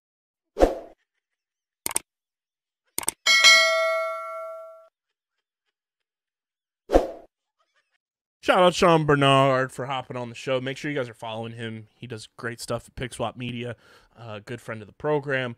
But since Sean and I have spoken and recorded that portion of the episode that you're listening to right now, we got an update on Joel Embiid's knee, where he has, I want to pull up the full-on specific issue. He's got a meniscus flap tear, which sounds so made up, and just this only happens to the Sixers, and I don't know why, and I'm so tired and just distraught about just this happens every fucking year, some weird-ass injury that, we talk about this all the time, Pitsy, you and I, when it comes to when we went to college and everything, and it's like, why did we have to take biology? And it's for dumb shit like this, that it's like, they do the Fortnite L dance on our graves, and it's like, should have paid more attention in biology, you idiots. Because now we got to learn about meniscus flap tears. Bro, that sounds so video game made up. I've never even heard of a flap. A flap tear. Like, you're just flapping around in your meniscus down there? Like, what? Froze. We love technical difficulties, but it wouldn't be Underground Sports Philadelphia. So what was the last thing you heard me say? Something about flaps. Yeah, so and how it's just flapping around down there in his meniscus. Meniscus, torn meniscus flap, or a displaced flap of the meniscus in his left knee. To which I asked injury expert, the OG, Batman Ben. I said, what do you know about this? And he said, it's basically if someone tries to walk and that happens, their knee buckles and then they can't walk. And they got to, like, adjust their knee and everything. Like, makes your knee buckle when it's displaced. Yeah. As somebody who has had a knee injury in the past, not fun. So they're weighing two options. One is letting him rest for a couple weeks and trying to get the swelling down to then kind of see where it is. But they are considering surgery to repair the issue. I asked my dad the injury timeline of what that would be, and I said I saw people saying anywhere from 4 to 6 weeks. I saw people saying 3 to 6 months. What is the thing here? And OG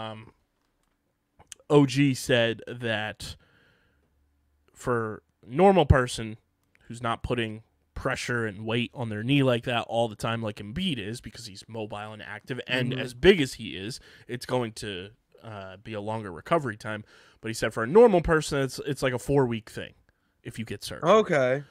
For Embiid, it could be longer, and it's because he's playing basketball on the daily. He's a bigger human in terms of size and weight. Like, he's 7'2", 285 pounds. So he's got that constant pressure banging down on his knee. And I want to say fuck the Denver media for making this happen, because they were like, oh, he's ducking Jokic. And then the Sixers stupidly gave into the pressure like they have in the past.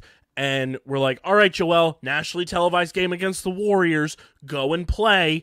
And it was clear that he was injured. And then Jonathan Kuminga falls on his knee. Not malicious. I don't blame Kuminga whatsoever. And then this happens. And now you're without your superstar. And you're free falling in the standings because you're without your superstar. Other guys are injured. And it just makes me want to gouge my eyeballs out with a watermelon baller parody. That's I feel for you. I do feel for you. It does suck too, because Embiid just wants to play. And the one thing that I take away from this is actually a question I have for you. What the hell does this mean for his MVP bullshit? It's over. Like, don't even worry about the MVP. Well, more in the sense, so if he misses like a certain amount of games, the dumb rule that the NBA implemented because people were crybabies about guys winning the MVP and not playing a full season, if you will. So you have to play at least 65 games now in order to be eligible for the MVP and other awards. Okay. Which is just the NBA telling on themselves that 79% of the schedule matters. Mm-hmm. The rest of it, it's like, okay, you can rest. So you're telling us that that 65 games are important, but a full 82 game schedule, no big deal. That's what that tells me. It's a dumb rule. I think no other sport does that. It's stupid, and it's just them giving into the pressure of crybaby fans being like, I didn't get to see my favorite player play when my parents bought me tickets for Christmas. Wah! Grow up. On that side, what if like? Sure, it sucks, but like these are like professional athletes. Like there's gonna be rest days. There's gonna be moments where they're waiting for the playoffs. Like shit happens, kid. Welcome to life. Life's, as Boy Meets World once said, life's tough. Get a helmet. Great line. So yeah, I don't care about the MVP. Joel was having a better MVP season this year than he was last year, but it's all for nothing. Don't even worry about it, and just get him healthy for the playoffs. At this point, like now you're gonna have to make bigger moves at the trade deadline to help, ease the loss of Embiid right now, on top of what you were already trying to do at the trade deadline. So that's annoying. My number one thing would be to call the Chicago Bulls, now that Zach LaVine is out for the season and having foot surgery, bring Andre Drummond back, get him back here ASAP, no Rocky, and make him, the guy starting. He can still play. He's a beast, and can fill in for Embiid, and it allows you to properly manage B-ball Paul minutes to where he's not getting exposed on the daily. and you can still bounce back and forth. He was on this team before, so go get Andre Drummond. That is like my number one priority for this team. That makes sense to get Andre Drummond. Oh. Shout out Kate, actually, because she puts a note here that ESPN has a post that Tyrese Halliburton, Joel Embiid, Jimmy Butler, Donovan Mitchell, and Devin Booker all are on the bubble of ineligibility for the award. To me, that sparks a question of like, all right, at this point, just because those guys didn't play a certain amount of games, like, do you give the MVP award to someone who doesn't? Yeah, you're going to give it to somebody who doesn't. They're going to give it to Jokic. But okay, or yeah, not that he doesn't, like, Jokic is still playing great, but they're going to give it to Jokic as a makeup for not giving it to him last year. And then all the internet analytical nerds will be like, haha, well, actually, we told you that Jokic was the MVP last year, and now he is again. He's the greatest thing since sliced bread. It's like, shut the fuck up. It's literally the Mr. Incredible meme. Shut the fuck up. Just shut the fuck up. I hate NBA nerds. It's ticky-tacky data nerds. Great voice for that. That sounds like Dmitry Petrovic. That's what I get from hearing that voice. Literally just like the fucking dude from Despicable Me in the orange jumpsuit. I still have not seen Despicable Me. That is a wild statement from you. I haven't, dude. I know. That is a movie right up your alley. Oh, the whole trilogy is at this point. There's a fourth one coming out. Yeah, he's got a kid. Yeah, you've missed a lot. I have missed a lot. I gotta jump on that. You are a minion. It's yeah. Those are my peeps. Those literally, you're a minion. Is that what they're Yeah, I feel like they're called something else. See, that's the thing. I haven't even. Okay, we got to get on that. This fucking guy. But yeah, Embiid's out. It sucks. But yes, Andre Drummond. Get on the phone, Daryl. Call Chicago. See what it's going to take, and get him back here because you can't go the rest of the way right now. And trade deadline's in like 3 days, I think, as we're recording this. So you can't go months on the worst end of things without a replacement for Joel Embiid. You can't operate that way, and I hope Daryl knows that. I think he knows that. But you're going to have to make moves along with the moves you're already planning to make and figuring out how to make them happen. But Andre Drummond is now number one on my wish list for the trade deadline because you need somebody to fill in for Embiid's minutes, for his presence in the paint, and Drummond can do that. I'm going to pull up Andre Drummond's stats right now playing for the Chicago Bulls because he's on the Bulls, dude. They have no need for. They just Zach lost LaVine's out for the year. I was about to say they just lost Zach LaVine. So like, what are you competing for? Do you want a wild thing to like come to the realization of? Oh, I love realizations. Andre Drummond and I are the same age. Okay, that's a weird one to soak in right now. Doesn't he feel like way older? He does feel. Wait. Yeah, I thought Andre Drummond was like 36. Yeah, he's 30. Damn, Daniel. Damn, Daniel. He's been around the league for a minute too. Wow. 30. He's a spring chicken for 30. So potentially. Andre Drummond's averaging like 16 minutes a game this year for the Bulls. He's only started in 7 games because they have Vucevic as their starting center. But points-wise for Andre Drummond, like he's averaging 7.7 points a game. Like he's averaging almost like a point for every 2 minutes he's playing. Oh, it's not bad. That's not terrible. How many rebounds? And he's averaging 8.3 total rebounds a game. Okay. Even more playing time. More playing time that goes up. 100%. For the minutes he's playing with those numbers. Like if you crank that up to him playing like 24 minutes a game, playing like half the game, split it with him and B-Ball Paul, like he's averaging a double-double. Yeah. That's more than enough to That's get a what you guy need for a replacement. Absolutely. I mean, he's shooting like 56% from the free throw line, which is obviously a drop off for Embiid because Embiid is a stud at making his free throws. Yeah. But I think Andre Drummond makes a ton of sense to be the guy you bring to fill in for Embiid while he's out. So bring him home, Daryl, and I think he would be greeted with a rousing applause of Sixers fandom. Oh, absolutely.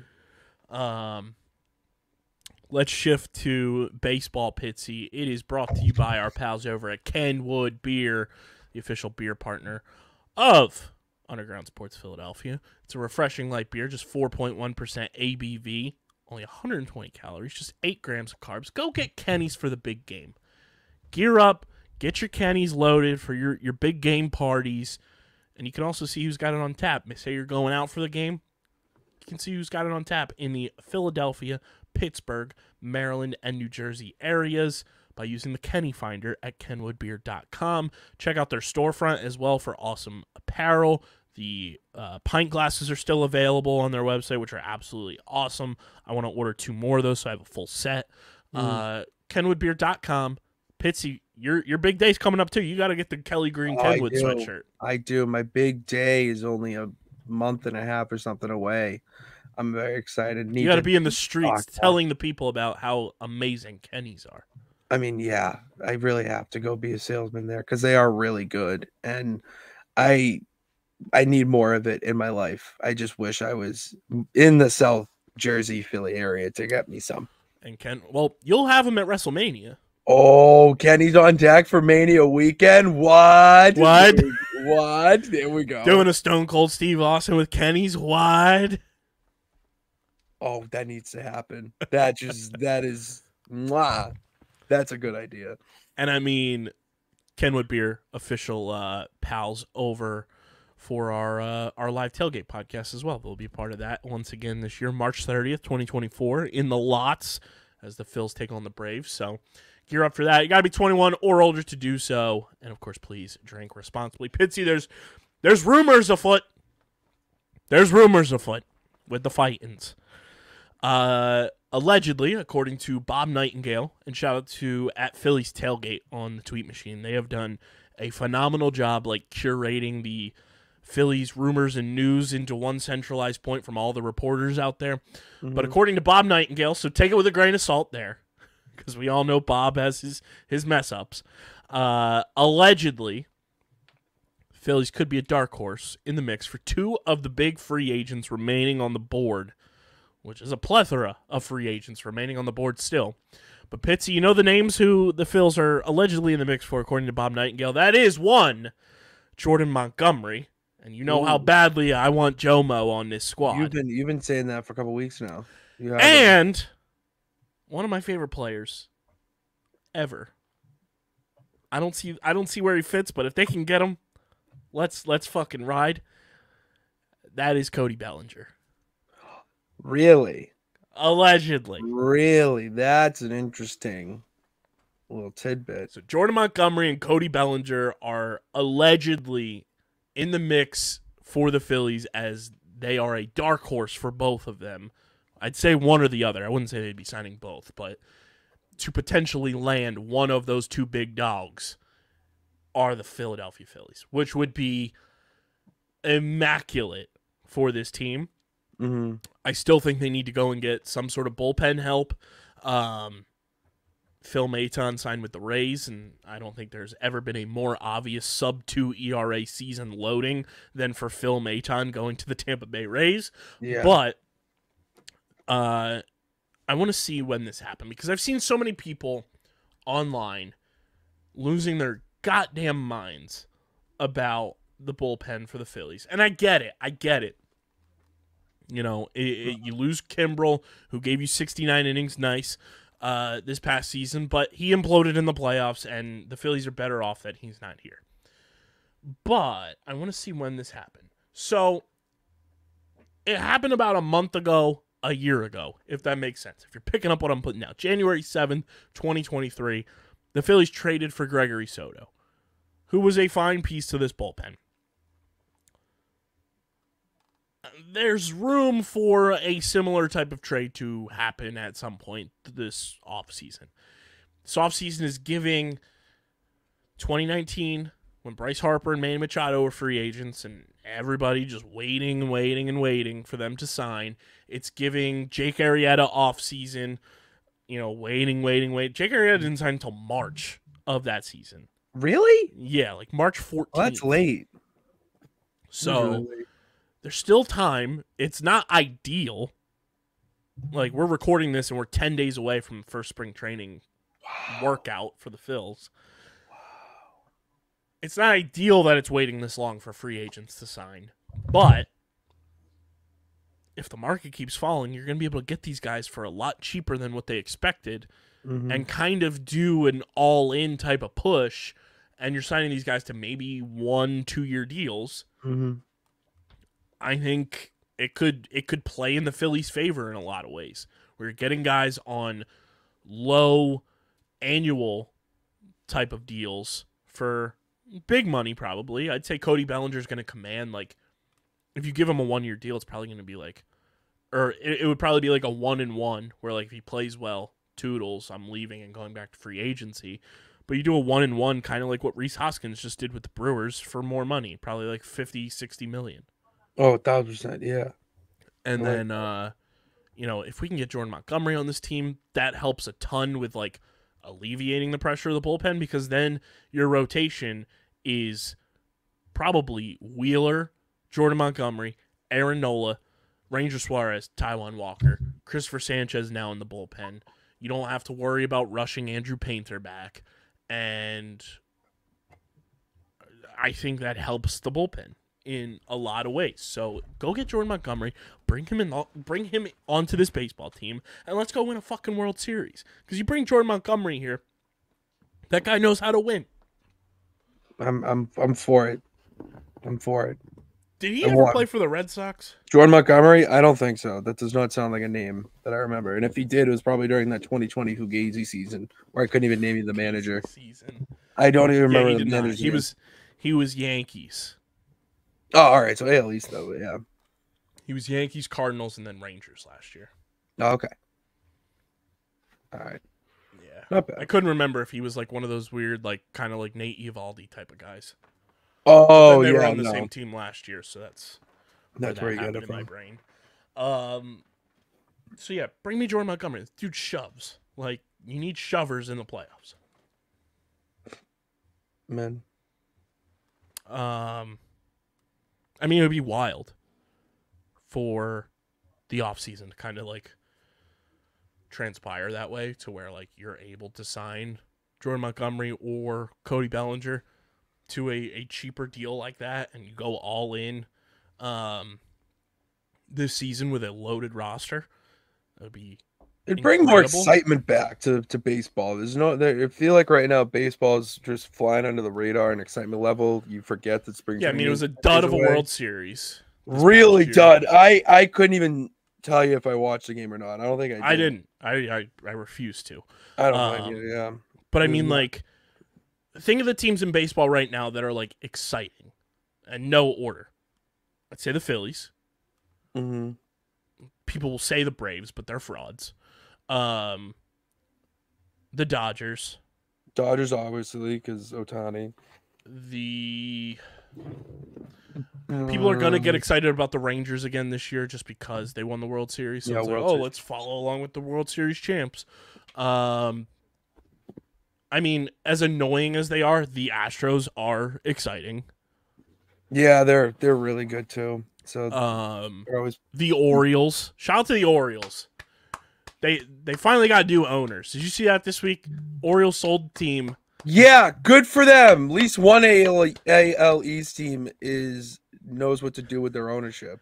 And they traded for Corbin Burns. Rhys Hoskins got catfish, bro. Like, dude, it's unbelievable what an owner. Shout out to my guy Cole Irvin. He's got a real owner owning the team he plays for. I don't have a real owner. The owners don't even care. They're treating us like the Cinderella of their sports teams. Yeah, and when it's City Connect Day, you're Cinderella dressed in yelly. Just taking care of the old Brits across the pond and their soccer team. And they're buying PGA. They're buying PGA. And, the Red Sox? Fuck them. We don't need them. We have a whole farm system of dudes. The fans don't even care. No one cares. Yes, we do. We care. But no, John Henry just wants to sit on it and spin. He's got a Premier League title to win with Liverpool. Yeah, him and LeBron could just go worry about that. Meanwhile, us Bostonians actually want to see a good Red Sox team. I asked my dad the other day, actually. I was like, I don't remember a time in my life where the Red Sox were so unwatchable and, just no life to me. He goes, oh, geez, you're spoiled as hell, because that was my entire, childhood and growing up. The Red Sox were the worst team. And I'm like, why? That is so sad. They're so fun. Like, baseball just doesn't have that same energy anymore. And, it's just sad. It's great down here. It's fantastic, actually. Well, I'm happy one of us is happy. I'm looking right now for you to see what it would cost for you to get some juice back and enjoy a Red Sox season ticket plan. Okay. So they have like a 10-game, 10-man is what it's called, 10th man plans. Oh, okay. Let's see. Let's view pricing. Damn, they're still bending you over. Just hand taking over fist, bro. Yeah, I'm just taking it. It's okay. I get it. Like, the cheapest is the left field grandstand upper, which I don't even know if there's tickets available for that right now. Oh no, there is. Not an ideal spot for viewing. No, definitely not. The right field grandstand. Oh, that's where the peeps got. That's where the peeps hang at. It's $390 for the seat, for one. For the seat? For the plan, so you get those 10 games or whatever the plan is. At $396 for $390 for. Oh, that's not bad then for 10 games. It is for 1, 2, 3, 4, 5, Oh. 6, 7, 8, 9. Yeah, for 10 games, so like $39 a ticket. That's not bad. I'm sorry. No, I thought you were saying that it was 300 something a seat. I don't know. It's $394 your seat, but for those 10 games. Yeah, but that's not bad. I would. I mean, to put it in perspective, I don't care as much though. Like, I'm not gonna pay that because I don't care about the team. I couldn't name you one real player except for Devers. At this point, like, that's the only star that you have. You don't have no star. You just have names that are generated from AI at this point. It's just sad, bro. Like, there's no love. You care about the other teams, and then it's just, it is pretty wild that I don't really know any Red Sox players outside of Rafael Devers. Oh no, you got Lucas Giolito, who just had one of the worst seasons of his career this past year. Kenley Jansen, that could be a trade. That could be a Phillies Red Sox trade. Okay. I would take Kenley Jansen on the Phillies as a closer. Okay. That's somebody I'm keeping an eye on. Okay. I'll take Harper. Oh, dude, you got Nick Pivetta. What are you talking about? Brand new Pivetta.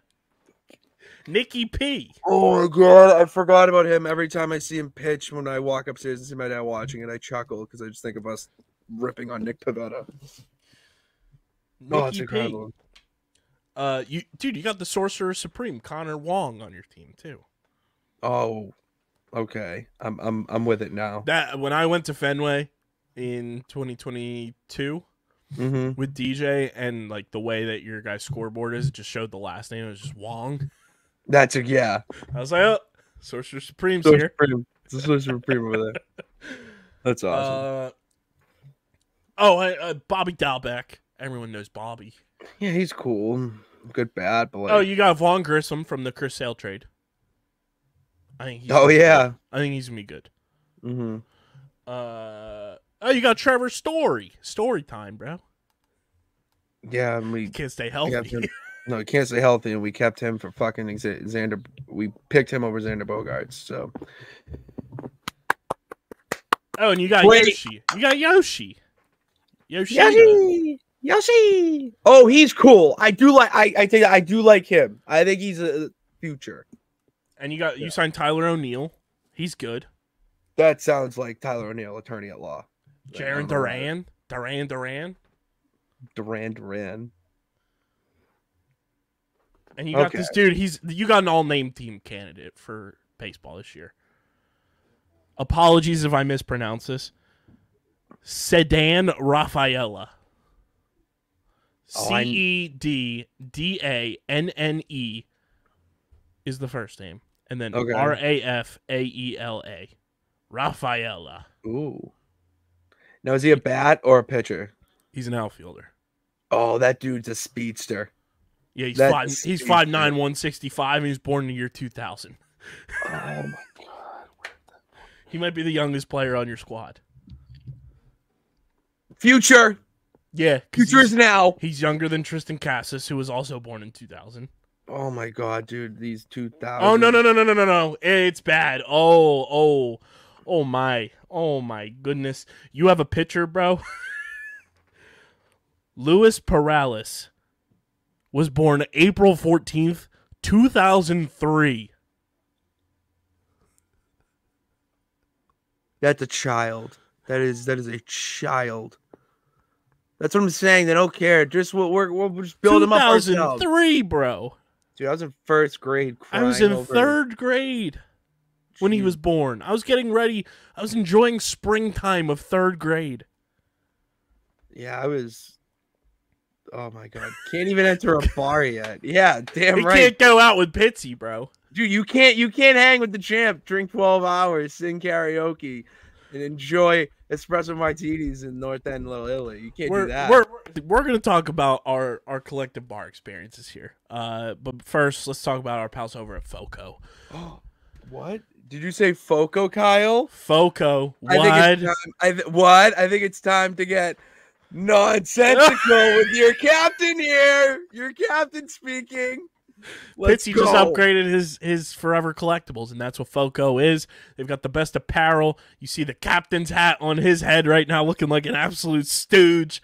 You've seen me in the overalls for the Phils looking like an absolute stooge in the best way possible to use the word stooge. They got the velour track suits. They've got the summertime hats that I'm sure I'm going to be purchasing for Phillies season, and a whole lot more. Plus, FOCO is known for those amazing bobbleheads that they are dropping every single day of the week. Click the link in the description. Upgrade your Forever Collectibles today. FOCO is the best in the game. Can't wait to continue building that partnership with them going into another Phil season. Shout out to FOCO for sponsoring the podcast. Pitts, you and I were both out this weekend. I went out after the Wings game on Friday night. Was dragged out, which was a time. Shout out to my people that I was out there with. It was a good time. Went to Xfinity Live and watched a bunch of people riding the bull at Xfinity Live, which was pure comedy. That is peak people watching. Is watching people ride a mechanical bull. Yes, dude, 1,000%. It is incredible. Obviously, if you know me, you know I don't drink. I never have. It's not my thing. So I was sipping on my waters, my free bevies, and bro, I gotta tell you, being out late is not. I'm not built for it anymore. I am washed. I am cleansed. No. I am washed. I got home at like 3 a.m. and I slept until like after 12 o'clock in the afternoon on Saturday. Jesus. I was cooked. Oh, that's Cooked. so sad, dude. I was thriving yesterday. They had a mini concert in the basement of a bar in Southie with this band, Dalton the Shire. Shout out them. They put me in their Instagram story. They're an unbelievable band. Check them out. Went to see them, and then their show ends at 4, and we're like, well, we got to go do something. So we go to the next bar, Stats in Southie, great place. Just a bunch of apps, all right? Nachos for the table, always play, all right? I just want to, like, if you're in need. That's a bold move. That's a bold move. that nachos always play? It's a messy food. You're drinking at a bar at a high top. You're not having like a white tablecloth dinner. That's a bold strategy. We had nachos, pizza. There was other things too. Just all the slippable cheese products. Dude, melted fried cheese and beer always go together. Just remember that. So we had a lot of that. And then from there, we're like, you know what? Let's be a little fancy. All right, let's have a little nightcap. Cafe Victoria in the North End, our little Italy for the people who aren't from New England.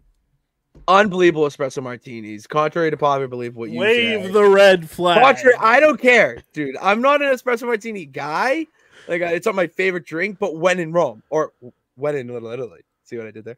And it was good. I had this red velvet cheesecake. Without a doubt, probably one of the top 5 desserts I've had in the longest time. It was absolutely delicious. And then we topped it off at a piano bar. He's combining espresso martinis and red velvet, the ultimate red flag items. Dude, because I'm high class. What are you talking about? Like I was sipping on my little espresso martini. Did you put your finger in the glass too? What, to swirl it? No, yeah, like absolute cretins on the internet. we do this. You got it's on the wrist, all right? It's on the wrist. And then we ended up at a piano bar. Of course you did. Calls D's Keys right on D Street. Keys. These nuts. Because so it's called D's Keys because it's on D Street in Southie. So we went there and it was a piano bar. They have like dueling pianos and they just place like whatever song that you request. You just pay money, whatever. And they have games with wheels. Like you spin a wheel and they do stuff.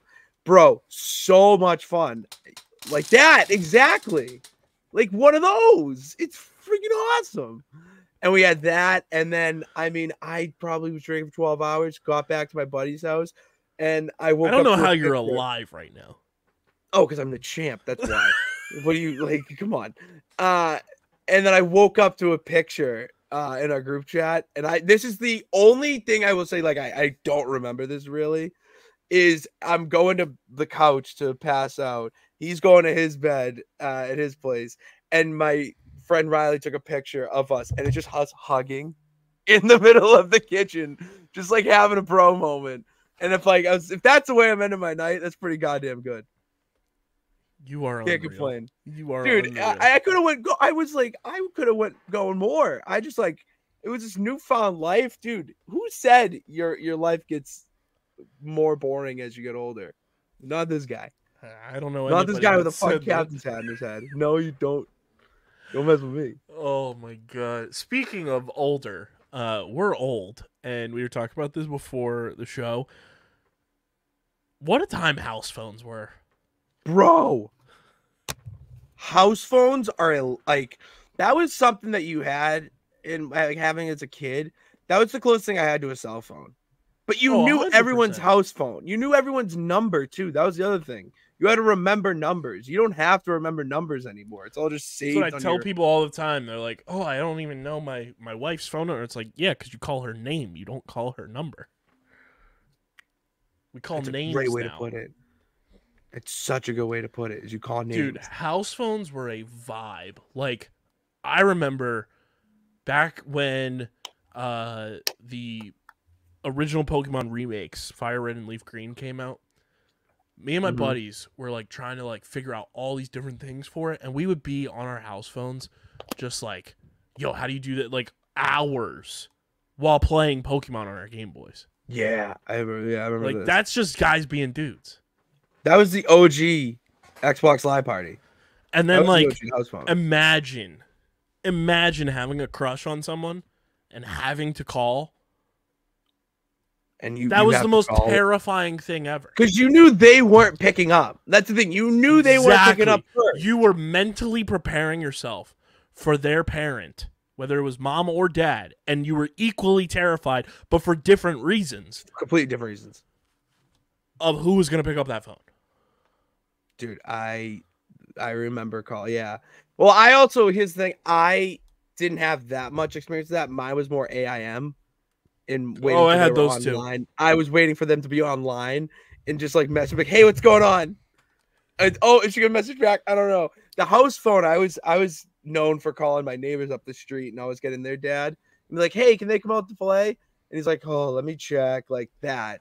I didn't have to call the girls, thank God. I did that on the AIM. I was hitting them up. It was terrifying. And then like if you had multiple phones in your house for whatever reason and you could just pick up the phone and hear the conversation going that on, was fucked. Oh, dude. that was like spy ops. That I remember those days. That was like they need to be hiring you at the CIA because you're tapping in, you're wiretapping. At that point, you're like hearing your parents talk about whatever, or you're like listening to your brother and their, friend or significant whatever talking. And you're just full James Bond spy. It's incredible. And then you either had the decision to make yourself known, to which then you were immediately locking your bedroom door. Yeah, you're done. Or you had that information in your back pocket for a rainy day.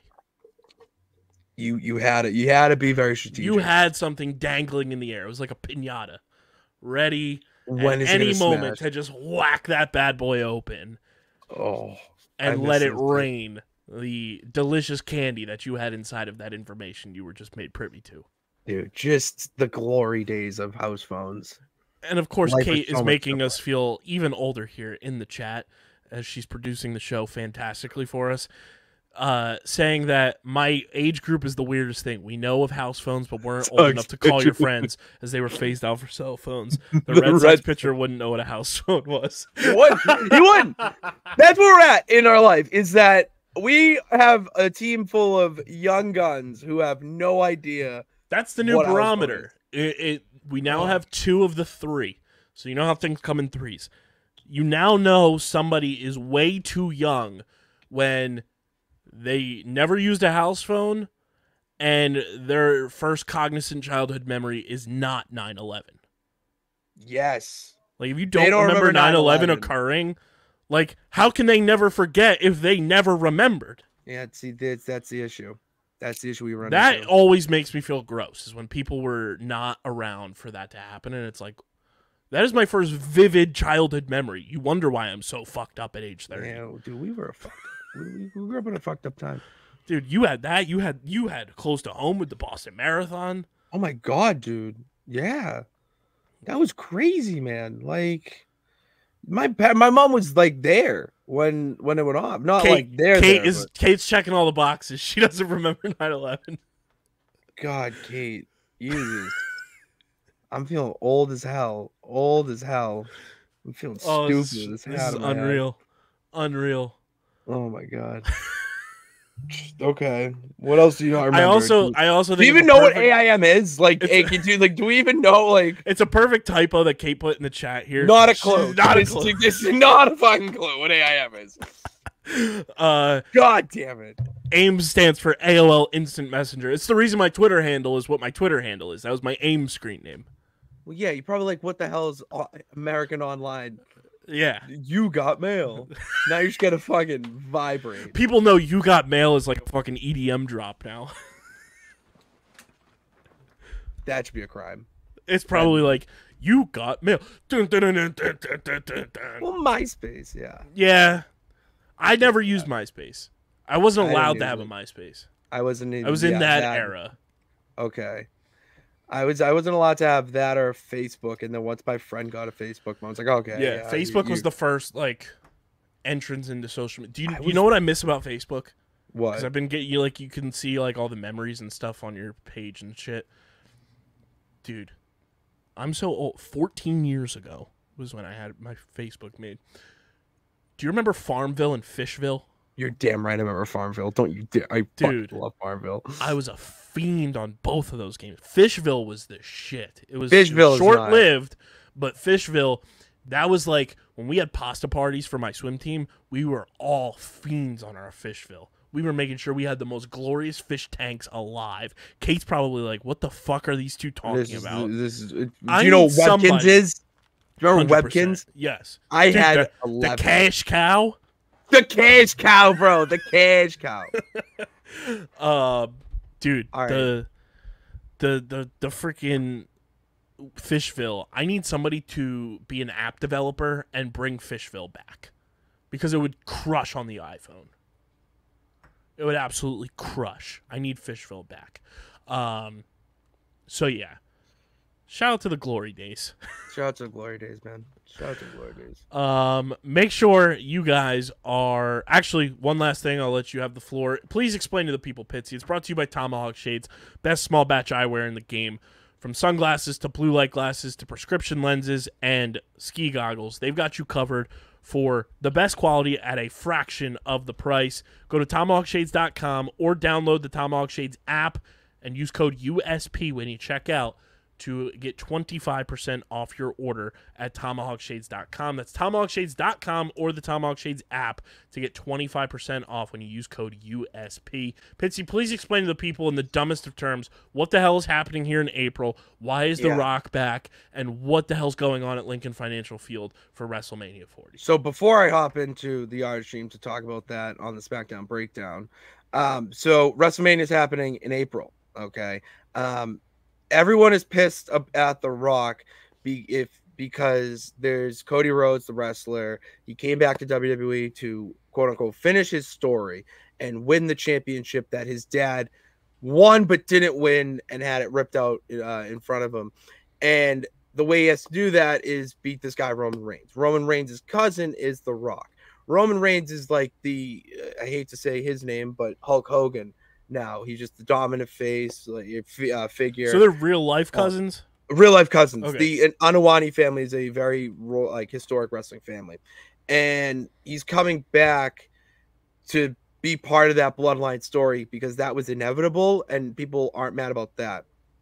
What they're mad about is that he's taking Cody Rhodes' moment because Cody Rhodes just won the Royal Rumble. Winner of the Royal Rumble gets a title shot at WrestleMania, and it was like, okay, he won the Rumble. He's going after Roman again. He's going to finish the story. But now there's a lot of injuries that have happened because of WrestleMania. CM Punk tore his tricep. Seth Rollins is dealing with a knee injury.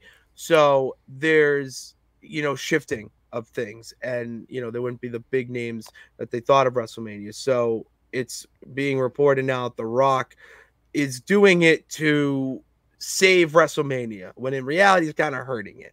Because everyone just wants to see Cody Rhodes beat Roman Reigns, and they want to see him become champion and not have The Rock take his spotlight. And The Rock has been known to take people's spotlights for most of WrestleMania moments, specifically CM Punk's.